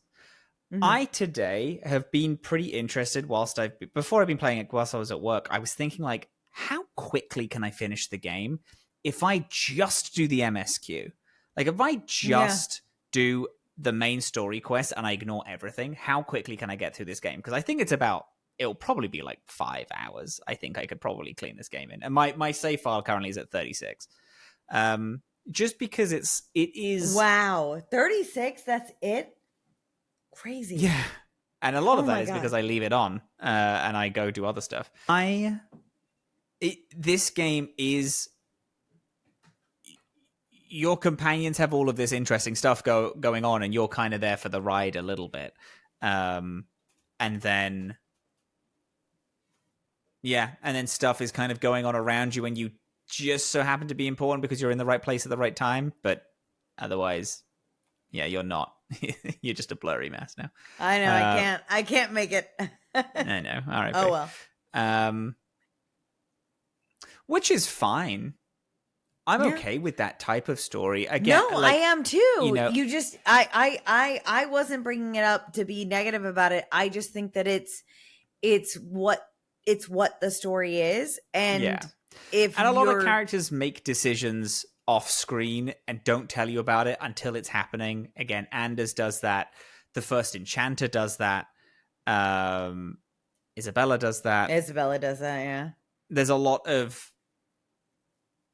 There's not a lot of lead in to,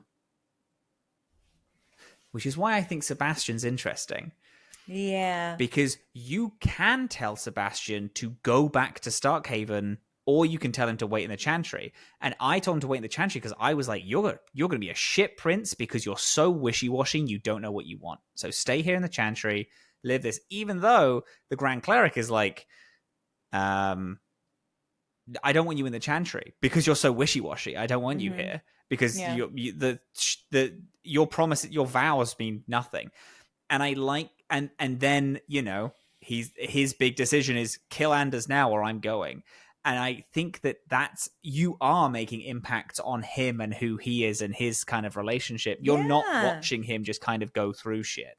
Yeah. You are like heavily impacting, his life. But I don't think it's a net negative. Because I didn't really notice it. It's my first time doing it, so I was just kind of having fun.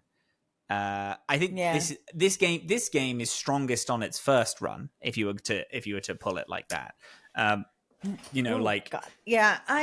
where I think Origins might be stronger on additional runs where you're like, I'm going to see how far I can push this angle, and then you're doing that stuff, and then you kind of feel it later. I think this one is the best on the first run when you're like, wow.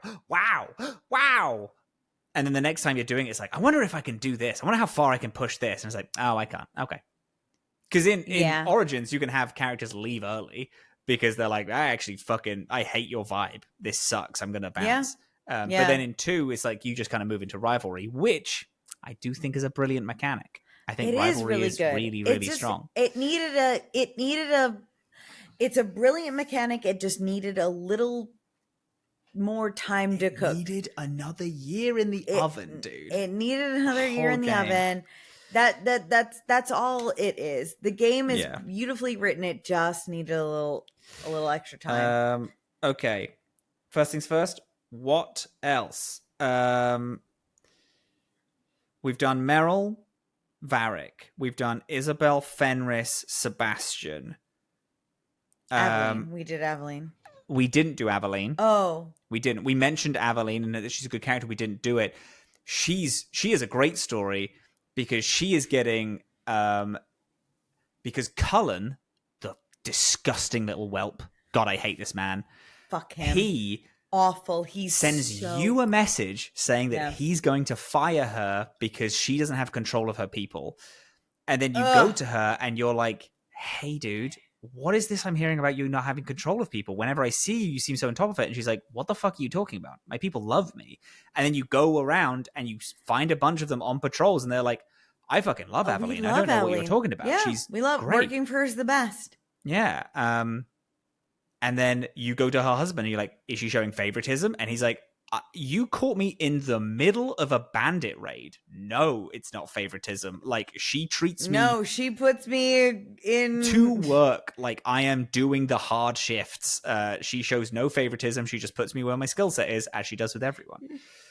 And then, turns out that the old guard captain that you seceded. Mm-hmm. Is that the right word? Seceded? No, you kicked him out of the fucking thing. Yeah. Turns out it's him, and he is rallying everyone behind you by sowing dissent amongst her ranks, lying to everyone, and has got a bunch of old Templars and people who don't know what she's like in a scene which I thought was very funny when you go to confront him, because there's a bunch of people being like, is that the fucking champion of Kirkwall who's just walked into this building right now? Because she seems so angry. And then there's people, you can see people in the background as you're talking to the old guard captain leave. They're like, this is not fucking worth it. I don't like this guy enough. This woman has walked in with a mace. My skull is going to be on the floor. I'm actually good. And I thought that was super funny. You fight him because he is just trying to get it so she's kicked out. You stop them. Her whole team is like, yeah, no, we love her. So then Cullen is like, okay, fine. I was wrong, I guess. I spit on him because I think he's the worst. It turns out that her and the guy that you got her together with in Act 2, they're married now, which is cute. Yeah. And that's her little storyline, which I thought was fun. Also, there's a quest line which I love called Questioning Beliefs that every single character has after their Act 3, if their friendship is high enough. I didn't get this with Meryl, but I did get it with everyone else, except for Fenris, obviously. It's just a thing where you go and they're like questioning if their story had a conclusion that they're happy with. And I thought that's a really cool quest line to have, is this like really them questioning their whole thing. And I thought that was fun. Again, I thought Sebastian's was really good because he's very happy in the Chantry, but is also like, yeah, but shouldn't I be leading? And he's like, this is your decision. Shaking him. You have to make your decision yourself. Yeah, I got it with everybody except Sebastian, who didn't exist to me. But you see Liliana if you do Sebastian's quest line. I know. So fun. And that's where you see we see it, I guess, earlier as well, when we see in the Felicia Day appearance. Yeah. But you see the little Mass Effect guys on the wall, hanging on the wall. What? Yeah. What are you talking about? When you see Liliana, I can't in the Chantry in Orlais in Dragon Age 2, you see, like, I'm pretty sure that's what it is. You see it's like some creature from Mass Effect. Oh my god, that's so cool. I don't even know. I'm checking right now. It's like hanging on the wall. Hanging on the wall. I'm second guessing my memory right now, but I'm pretty sure I'm right. You see. Okay. Dragon Age 2 Mass Effect references. I'm googling it. Okay, that's a Dragon Age 2 reference in Mass Effect. Give me the opposite. Wait. Oh my god, yeah, there is. There's they're hanging on the wall, and they're like, it's like the alien heads, right? It's like, yeah, it is. Yeah. It's, okay. Oh god. Yeah. I really Rex thought I made one of them. No, Rex is one of them, and I can't remember what their race is called. Krogan. Wow, Krogans. That's cool. Yes. There's Krogans. That's really fun. Yeah. I didn't notice that. That's really neat. Speaking of Origins characters, a group of Antivan crows were like, "Hey, we have we've got an assassin who we've cornered," and I'm like, "Oh my god!" And he's like, "Yeah, he's been murdering a bunch of people, and he's super hyper Murder of Crows. You are doing Murder of Crows in Act 3. Oh my god, I forgot to talk about it in Act 2. I think. Oh my god. Yeah. I didn't know you could get it earlier. You But I can guess do it's it. a thing that... Yeah, you can do it. I think any time in Act 2 or 3, that's so or whatever. fun. Yeah. Yeah, and you go through this whole thing, and then you find Zevran, and Zevran's Yeah. like, "What did they tell you this time?" And then it's so fun. I had Isabella with me, and they have great interactions because Isabella is also in Mass Effect Origins. Dragon Age Origins, which I didn't know. I forgot about because she's the one who can teach you swashbuckling in Origins, and they talk a bunch. It's very funny. If you have Isabel and Zevran in the party, they go have sex at the end, and I think, and it's very, very good. And I you can join them. R.I.P. I was dating Anders, unfortunately. You can join them. You can have, I think, up to a foursome if you have the right people in your party at the time of the interaction. Crazy. Good heavens. Man, what a crew. I love the Dragon Age 2 crew. I love the Kirkwall gang. They're all feral. They're all unbelievable. It's great. That's very fun. Okay, just to do it. Anders, Aveline, Bethany, Carver aren't in it. Fenris, Isabel, Meryl, Sebastian, Varric. That's all the companions. That's it. All the companions. We talked about Isabella's in it. Zevran's in it. In this mission with Zevran, because I wrote this down. Zevran, the first time he leaves, because they have sex at the end, but the first time he leaves, if you have Isabel in the party, she says, "You're leaving? What about sex?" That shit is so funny. I love Isabel. If you go to meet your uncle, he apologizes for everything. And I thought that was fun, but also he's only apologizing because I have money and my mom's dead. So a red for him, I think. Demon's going to get Mirror. Old guard captain is trying to unseat Aveline. You go to a very haunted house. There's Varric. Killed the whole clan. Karan kidnaps Bethany in one of the missions beforehand, which is fun because I couldn't really remember who he was, but then Hawk is like, "Wait, what the fuck? I saved your life. What are you doing?" And then he's like, "I'm sorry, I didn't realize this was your sister. I apologize, buddy." And I'm like, "Yeah, dude, right now, let her go." And he's like, "Okay, sorry." And then this woman called Grace, who you also save in Act 1, who's one of the blood mages, she then is like, "No, you killed the person that taught me everything. Now you're done, baby." And then she kills Karan, and then a bunch of people fight you, and you slaughter all them. And then Cullen meets up with you and is like, "So it went well, did it?" And I'm like, "Hey, dude, go kill yourself. I hate you. I hate you so much. Stop talking. I hate you so much.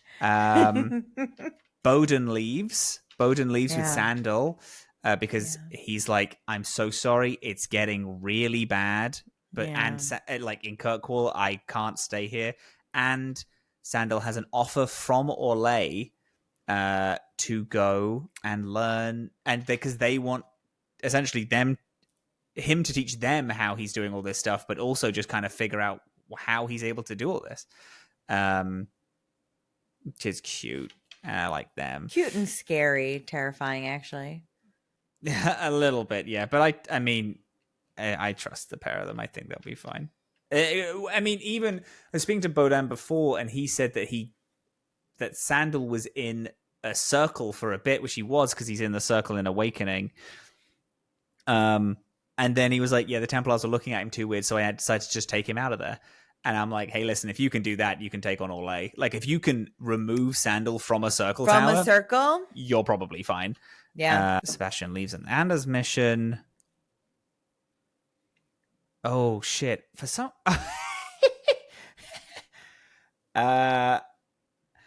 oh my god, a voice acting thing that I picked up on. Is this in what quest is this in? this because I had Fainreal helped a woman who was captured because he writes to you about that. I put strongest voice acting because someone said, "Duh, I'm gonna have you good and deep," and it's the stupidest line read I've ever heard. I immediately then wrote Liliana after, so I think that might have been during Sebastian's quest. I just thought that was funny enough to mention. Babe, I think that's it. We did it, and then after we do all of our stuff, it cuts. Oh, also, again, more notes about Sebastian, that he just calls the Mage Rebellion ridiculous in a cutscene. He's like, oh yeah, these mages with their ridiculous rebellion, and I'm like, we need this character, man. We need this character he's not tortured to be against mages. He's just fundamentally against them. He genuinely believes that the circle is right. And it's like, because the thing is, whenever Fenris talks, it's like, yeah, dude, I'm sorry that you went through that. Of course you're going to be against them. But then when Sebastian talks, it's like, that's your conservative kind of bigoted. It's like, oh my God, it's like your fucking uncle is talking and you're like, exactly. Jesus Christ. I think I like the fact that not a lot of people like him, because I think that proves that he plays an important role in the ecosystem of the party, of being someone who is who goes against a lot of things. I wish that his story was compelling enough for me to be grabbed. I appreciate that. Yeah. It may have been, it just didn't grab me. Yeah. But But I still think that he's a good character. I think he's a good character. I think that he works in a... Yeah. All right. I got questions. We have a lot of questions. Yeah. Got a lot of them. Shoot. And they're good. They're good questions. Delicious. Okay. Specifically, this one is for you. The first question is for Robin directly. Which non-party character or plot thread would you most like to see followed up on? Non-party character? Inquisition. So a non-party character that you met in 2. Like, okay. So like in Origins, it's like, we want Tegan and the werewolves and like things like that. Like, who would you want to see? That's interesting, because to me, this game is exclusively your party and then the main plot. I really see so little outside of that. I think, because I feel like I don't have a huge amount of choices, I think, do you know the thing that this is a weird one. Mm-hmm.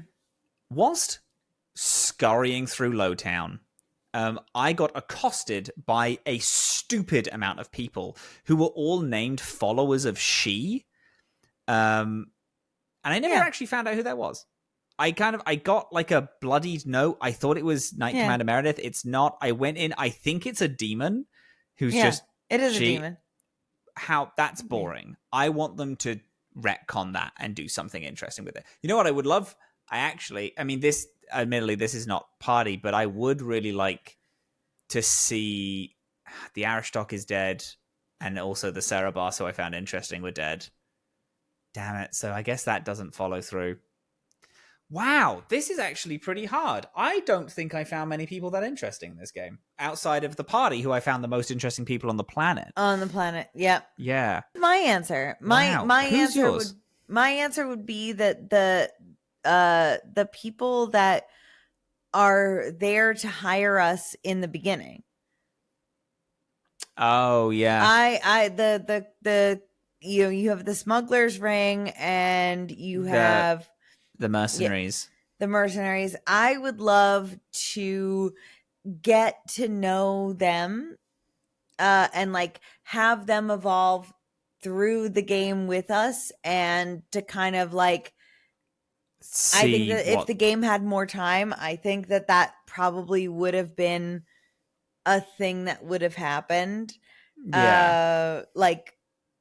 And I would have loved to see that go on. I think there are like kind of things that I found interesting in this game that I hope that comes back. A lot of them are like, they aren't party member plot threads, but they are things that happen. Like, I'd like something to do with Red Lyrium to be coming, or like, I want to know what the place that we found. We don't know anything about that, and we never find out in the game. It's just like, we found a primordial place, and it has Red Lyrium and this weird idol, and then it's like, oh, okay, cool. And I would love to be like, what the fuck was that though? Like, what happened with it? I think that would be fun to go into. I want to know what the fuck's the deal with the Black Emporium. It's just a DLC shop, but like, I know that we don't really ever find out, and I know that it's Inquisition, but I kind of would like some, like, a quest to do with it, because I think that would make it more than just like a, hey, do you want the most powerful items in the game kind of quest log, which is what it is to me at the minute. That would be fun. I would like to know what happened to the Quinari after they left, like, because they were like, oh, we'll be back. Well, I mean, you know, the idea is that they'll be back and this wouldn't be the last fight, but then 3 years went by and then we didn't hear a word from them. There are a couple of Quinari just kind of hanging out on the streets. I was finding swords for this one guy. I want to know what this herbalist was doing, because I killed a high dragon, like an ancient dragon for him, and then I delivered blood, and he was like, oh, thank you, here's some stuff. By the way, that fight was fucking awesome. I don't know if you did the high dragon fight. Yeah. Woof. It was hard, but really hard. Super fair. And like, I knew when characters were dying, I was like, yeah, that's my fault that I didn't position them right. Unlike the stupid fucking blood mage and giant demon 100,000 shades, where I'm like, yeah, I'm dying because there's 100,000 shades, and that's the entire fight. You're like, oh, what if we gave them, like, what if we overwhelmed them with numbers? And it's like, that's not interesting. Yeah. Do something fun with it, which that dragon fight did. Dragon fight was brilliant. I'm really excited by all your wishes, though, because I will tell you, spoiler free, every single one of your wishes comes true that you've said out loud to me. And that actually, I know that you've said that you are concerned that you, because you didn't like Inquisition, the game that we're gonna play, that you won't like it. I am now thinking that all of the narrative things that you are wanting follow-up to, you just probably didn't catch because it was not in a game. Yeah. This is the everything you just said as a want is a thing that happens. That's cool. This is going to be a thing that we're going to talk about during Inquisition. A lot of people say that Inquisition is the starter game. Go with Inquisition and then go backwards. Crazy. That's not what because everyone always says it's the best one. I played Inquisition. I played a bit of... It's like a really common thing to say that Origins is the only game that's good in the series. And that Inquisition just happens to be the better... It's the best graphics. It's like the most... It's like the most approachable. People are like, it's the most approachable, so you start with that. But when I was playing Inquisition, crazy spoilers, but Hawk does turn up in it. And I was going from, this game is fine, to I've never been more instantly bought out of a game than have a huge moment because your character from a previous game is here right now. And I was like, I don't care anymore because that's not my guy. And I don't think that it's a good starter game. So I do actually think that I'm going to like it. I'm going to like it this time around because I'm invested in the world, which is also coming around to the fact that the Veilgaurd is making the fact that none of your choices in previous games really matter. We can't. I know we can't. We can't talk about that yet because I don't. World that we don't know how accurate that is yet, and I can't. And I can't let myself, I can't be disappointed this early. I can't do it. Well, I just mean like it's going to the world that I'm excited about. I know. Like, that's yes, the thing and that I think agree. is going to be cool. I agree. But we won't talk about that. That's the only All thing. right. We got more okay, questions. That's my answer. I got more questions for you. I'd also Okay. love to see Kirkwall full stop again, but I know that's essentially a companion because much like anything set in New York City, Kirkwall is a companion character in this game. It is. Okay. How do you feel about the overarching theme of tragedy in Hawk's life? In that nothing ever goes right. This is more of Skater Monkey. This is more of a comment than a question, and I love that because, yeah, it's Hawk's life is a tragedy. Is it a compliment to the story? Is it supposed to represent on a micro scale the downfall of Kirkwall? Was it necessary to lose their sibling, their other sibling, their mother? And yeah, it was necessary because this, I think, unlike the other games, we are in, and I don't know that the marketing of this game had any attempt to communicate what this game was, but this game is different. And it's different for a reason. This is the one story in the game that's on a rail. You are telling you are telling an extremely specific story, and it is always going to end up this tragic. And yes, it is that Hawk is not the chosen one. Hawk is not special. Hawk is not magical. Hawk does not have any otherworldly kind of gifts thrust upon them.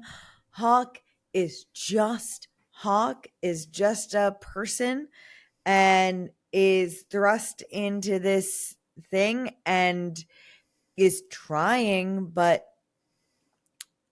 it's always going to be against them. And that's and yeah, so I think that the never-ending slew of tragedy that comes Hawk's way is not only intentional but is part of the story in a positive way, because it is telling us this story that, like, this is what we get when it's just a refugee who settled here and is trying to live, like, and then that's it. I do really, and the thing with that, with, you know, this game being on rails, I actually think that one of the biggest strengths in this game is the fact that it's like, you are playing a human. This is your backstory. And then you go through and you live this one person's awful life that is pushing you to extremism. Like, that's kind of a big point of the game, is like, and it's Anders' whole thesis. There cannot be compromise. You go one extreme or you go the other. And that's Hawk's whole life is, you know, the Darkspawn kill your sibling. A blood mage kills your mother. The Templars will take one of your siblings, or they'll die in the deep roads. You know, it's like, it's like every angle of your life is being pushed to an extreme. Exactly. Yeah. And that's the thing which I think is one of the biggest strengths of the game. Yes. Rather than Grey Warden, you are the chosen one. Like, your thing, like, you can characterize your guy a bunch, but nothing happens to your guy. You know, nothing happens to your Grey Warden. Your Grey Warden can experience a lot and be characterized really well. But in this, it's like your Hawk is experiencing a lot. There's a lot of story that is built there for you. There are things that happen just like every companion story. There is a Hawk story as well. Exactly. Yeah. Yeah. And I agree with you there. And I agree with you in a way that I didn't until you just said that. I think that like part of the reason why I thought that there are some backstories in Origins that I felt got more than Mm-hmm. others. I think that in the same vein, Hawk is always getting Hawk's story Yeah. in You know this. what? That's actually crazy. That's so interesting that I very sternly said your Grey Warden can do a lot, but nothing happens to your Grey Warden, which is only true if you're a mage Grey Warden. And it's like, Mm. and that's the downfall of that. Is like, I mean, a lot happened to, Valeria because it was her home and she went back and reclaimed it and did all this, and it was like a big moment. But in this, They they really really, yeah, hem in on like, this is what happens to Hawk. This is yeah. like, and even with that, there's variations depending on who you are. The whole thing's good. It's really strong. I It's do. And I know, and the problem is like, I have spent the past few weeks just being disappointed with this game constantly. And I came in today being like, I have had both the worst fight, one of the worst experiences of a mechanical combat ever, and I really liked the High Dragon fight. And it's because the game story is so tight, has so much yeah. potential to do shit, It's got so and I much. love it. I think it's Yeah. it's great. I love this If whole they just crew. had like Genuinely upset when I saw credits roll, and I'm like, I'm not going to see my guys again. Those are I my know. boys, That's my Yeah. team. Um, Yeah. I'm upset about it because I know Inquisition Gang, and I don't care for them the way I care for the Well, Kirkwall people. take a pin out of that and All right, clear your head. All right. damn. So, all right, here's this. How do you feel about the fact, and we answered this a little bit, or I think we did. How do you feel about the fact that Meredith's madness was just red lyrium? And I think we kind of touched on this, and I don't think that just red lyrium is actually the answer here. I think it is that Meredith, like we kind of said before, like Bartrand, was already a bad, like, was already a corrupted person, was already Yeah, anti-mage, was already obsessed with power, was already all those things, got in contact with red lyrium, and all of those terrible bits of Meredith became yeah. unmitigated and supernaturally emphasized. Yeah. And Do you know what I think that's what I see. is an interesting thing when it comes to Meredith? In What? Act 2, well, I mentioned the Tranquil solution earlier, and we've mentioned it a few times. Yes. You find a note on the Templar who's doing it that says the Grand Cleric and Knight Commander Meredith did not sign off on it. And they were like, no, that's that's like a stupid, shitty idea. Yeah. But then in Act 3, she's like all for it and is talking about it all the time. And like, there is characterization there that her feelings are just so exacerbated, but she was already a bad person. One of the first times you come across her, she's like, Yeah. One of the first times you hear about her is because she's locking all the fucking people out of all the refugees out, and she's like, Right. all the mages' Exactly. lives suck because she's Yeah. really bad. And so I don't think it's all red lyrium. I think it is just exacerbating. It's exacerbating her hatred and her paranoia of all these things, because she gets it in those 3 years between Act 2 and 3.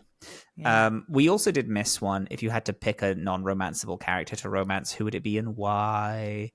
In this game specifically, Pick Aveline, I think. Because I think having her Act 2 story not be about someone else but be about you would be, I think that's so fun. cute. It would be very cute. And it would just be, it would be Varric. Varric would take your place in the Yeah. setting up you and to I think you having like a phase. rom-com thing, and I think it would make sense still, because in Act 3, when the old guard captain is turning everyone against you, it's because it's you who also pushed him out of the thing. Yeah, So exactly. he's still trying to get at sense. you. And it's like, oh yeah, they're going soft because the person who is basically a light criminal mercenary going around doing all this stuff, the champion of Kirkwall. Yeah, do you know that she's banging them? That's why she's the guard captain, is because they're banging the champion of Kirkwall. And like that's how all of that exacerbates in Act 3. I think that will be interesting and cool. I think I like Aveline's story the way it is. I think that my preference would be, you know what? I would love a romance with one of the people in the whorehouse. I think that would be fun. That you meet. Yeah, I would like some story with someone in the whorehouse, especially because you have that like in the Blooming Rose, the like excellent interaction with the guy who like that you help. Yeah, that helps you like recover that woman who got murdered like really early on. I don't know. I think that would be, especially because you're kind of also like a criminal at that point too. Like, I think it would be cool to have a connection there. Yeah. I also think that would be cool. I think that would be fun. Yeah. Dillin has a question that I think is super fucking awesome and that I have a very strong opinion on, which is I definitely have a different opinion to you, I think. Which is, would DA2 be improved by giving it DAO's mechanics wholesale? So that's Dragon Age 2 and Dragon Age Origins, just because you used abbreviation there, so I'm just clearing it up. Yeah. And the answer is no, because the mechanics of DA2 are good.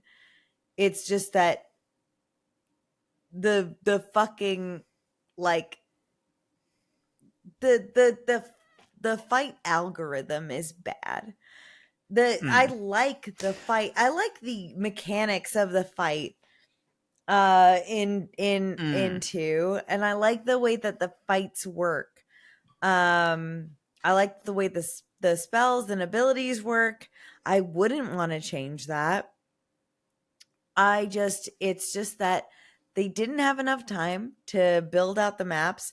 They didn't have enough time to program like a reasonable amount of people to spawn for fights and like what that would look like in any capacity. And so they didn't do that. And so like I think the mechanics of your hawk fighting are good and awesome. I think it's just that there's nothing interesting for them to fight. Does that make sense? Like, it absolutely does. I don't think I would replace it with Origins fight mechanics. I would instead change the fucking maps and the algorithm for that's 2. You have mentioned this a lot, and I think this is interesting because I think I'm actually into the repeating maps. I think it's good. There are some times when I think it's bad, like going into an area and having the map of a completely separate area load, and you're like, well, this is a different manor house. Why am I getting the exact same loadout as a previous manor house that I've been in? That doesn't make sense. I don't hate it, but it gets confusing sometimes where it's like, I cleared. Was I not here before? Did I not do this? Like it sometimes, like, even though I know that the maps repeat, there are times where I'm like, am I in the wrong place? Yeah, sure. Yeah. However, Comor, I disagree. I think it would be better. I think now here's the thing.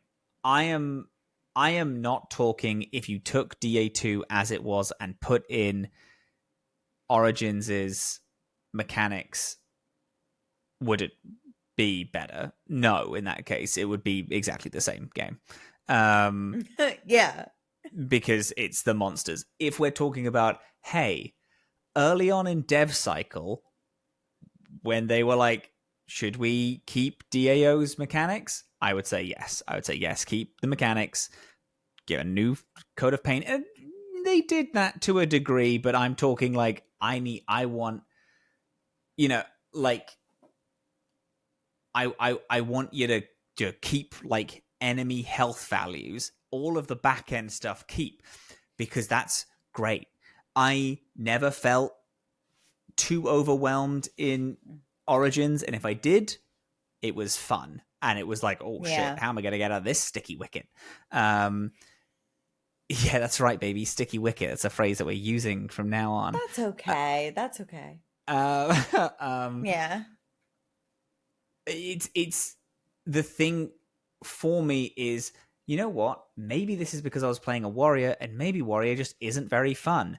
Oh, holy shit, I was so bored for so many fights because I would do my opening combo and then I would wait for my basic attack to kill people or my shit to load, because I had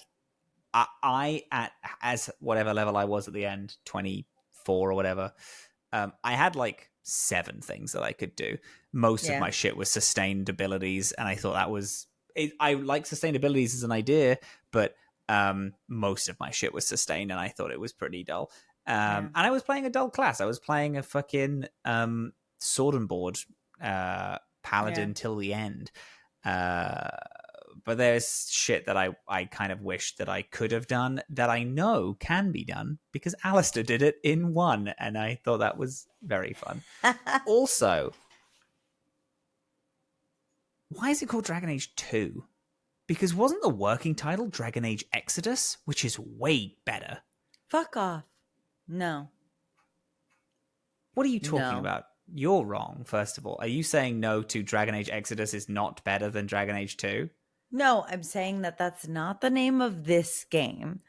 That may have been a working title. It may have been a thought in the air. The working title for the game was Dragon Age Exodus. It can be we found in some of the all game's are aware files. of that. It's not the name of this game because but why is it called this 2? game does not earn the title Dragon Age. No, because that is a game about refugees. And this is kind of a game about refugees, but it's not. It's not. Because you're done being a refugee by the prologue's end. Yeah, but it's the only one without a title. And that is because they couldn't come up with the right title by the time the game launched. And that is what we have to live with. We have to sit with that. We have to, as fans of the game, understand that being a fan of Dragon Age 2 means being a fan of something uncomfortable. You have to understand that things don't make sense. And that maybe people didn't care about this game, including the people who made it. Damn.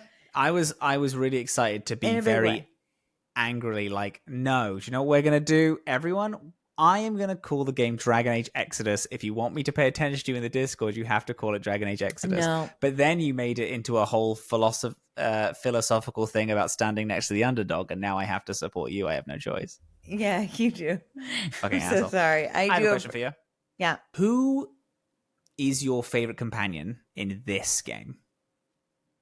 And subsequent DLCs. In like, I'm not talking romance. I'm talking story. Like, I mean, Felicia. Meryl, 100%. Wow. Meryl is actually not my favorite romance by a lot. I like her romance, but I think Fenris's is like. I think Fenris's is so romantic. It's sick. Yeah. Meryl is just like you are kind of like fully babying her through not only life and romance and everything. And then in order to like get her to like you just have to like kind of enable her to kill her entire family. And like it is, it's a compelling story, I think. It's just not it's not a romance. Like there's no, like it's a compelling story, but if you wind up with Meryl in the end, you have to know that you're not in a rom-com. You are in a horror film, and you are like what stands between your partner and their abyss. And that is how that romance ends when you do stay with Meryl.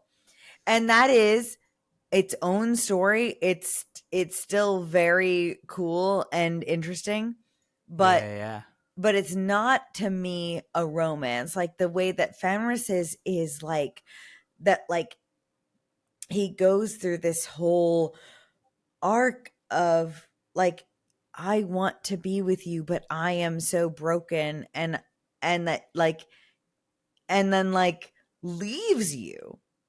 And then you just believing in him and supporting him like kind of pulls him back in, to the point where he can stand by your side in a fight against something that he doesn't believe in.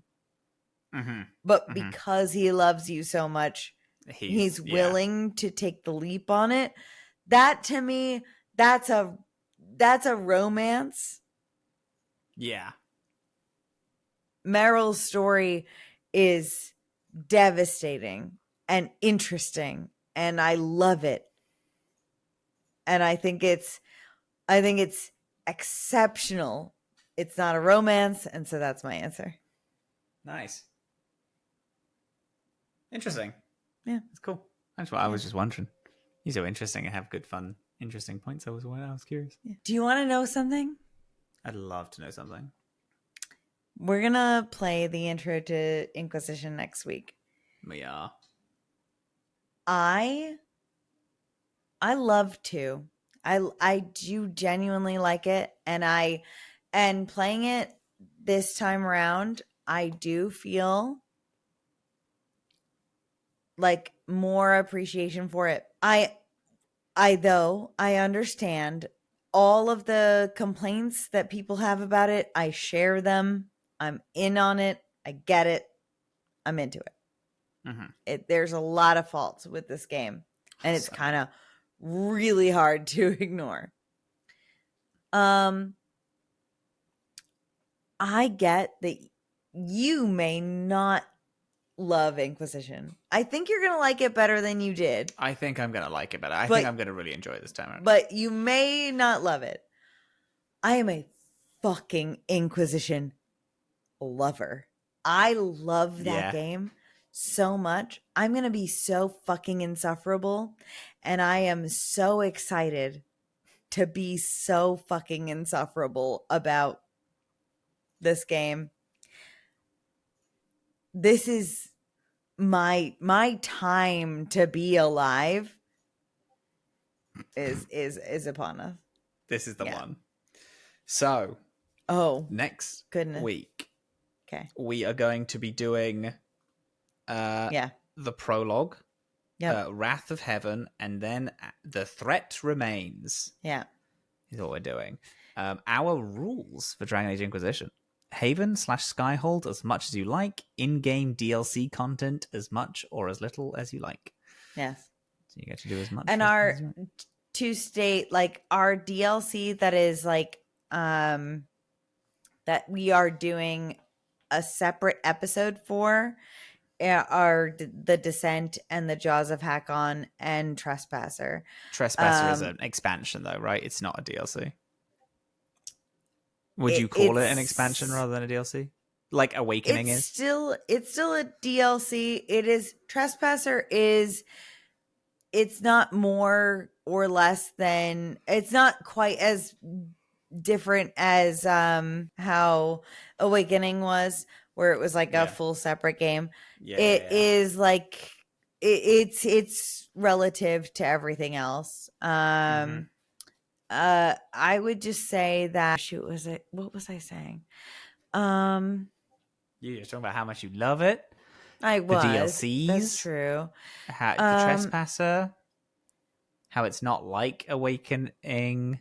Well, Origins. no, but before that, I was saying something. It doesn't matter. It's very late for us. It's gonna be great. Oh, that's right. I was gonna say that although we have the prologue next week and the Wrath of Heaven, which is like the first like 2 missions or whatever. It's just the tutorial of the game and like the introduction to Haven. So there's not much there. But I know that a lot of people are playing ahead of us, and I don't blame them. And I know that a lot of people have asked about tips about quote unquote getting out of the hinterlands early. And I'm going to give this to all of us, and I'm going to put it in the chat, is that the hinterlands are, you want to, okay, this is not going to spoil much, but it's just, if you want to play the game and enjoy the hinterlands and enjoy the game, when Solus tells you that you have enough power to move on and to go to the Chantry, that's when you want to actually do it. If you want to do a little more, you want to explore enough to get the horses for the Inquisition. And then you're good to go. Then that's it. There is a question that I have, however, please. This game has a mechanic called the War Table where you have to wait. Is it real world time or is it in-game time? It's like up to 8 hours for a thing to unlock. It's okay, so it's real world time, meaning that like if you unlock something and then you close the game, the clock is still ticking. So when you open the game again, like it will be Now there is a mod which removes that aspect of it and everything just unlocks immediately. Do you recommend to download it, or do you want us to just wait? What I do recommend is that you look for a mod to increase the rate of party banter, because Inquisition has the best written party banter of any of these games, but it for some reason it's not set to trigger as often as it should, outside of like certain circumstances. So there's like I know that there's an increase in party banter, and you should do that one. Okay. I'm opening up my my mod folder right now. The War Table one, as long as you participate with the War Table, it will not, you're gonna unlock everything. Okay. Yeah. Sure. Very good. Yeah. Well, that's us, baby. Fuck. Oh my god. We are on the final game that is currently released in the year of our Lord 2024, the 5th of October. So this is arguably one of the last times we can say that, since since the Veilgaurd is coming out on the 31st of October, right? It's coming out 31st of October. Halloween. Yeah. I think it's especially poignant to say idiot your fucking struggles. bitch losers. No, we need to insult them first. We need Yeah, to make sure fuck they know you. that we're talking to them. Pathetic, wimpy ass, red lyrium having losers. You flaccid pieces of shit. You wimpy. flaccid Felicia Day. Why are you? Don't bring Felicia Day to this. Don't bring Felicia Day into it. I apologize, Felicia Day. You Cullen loving. Yeah, that's it. That's it. Get him. That's right. You Cullen loving, pathetic ass. Wet. Soppy. Wet tissue paper on a bathroom ceiling ass losers. Your struggles have only just begun. I'm gonna miss insulting them. That's a shame. I know. We're have a whole new thing next time.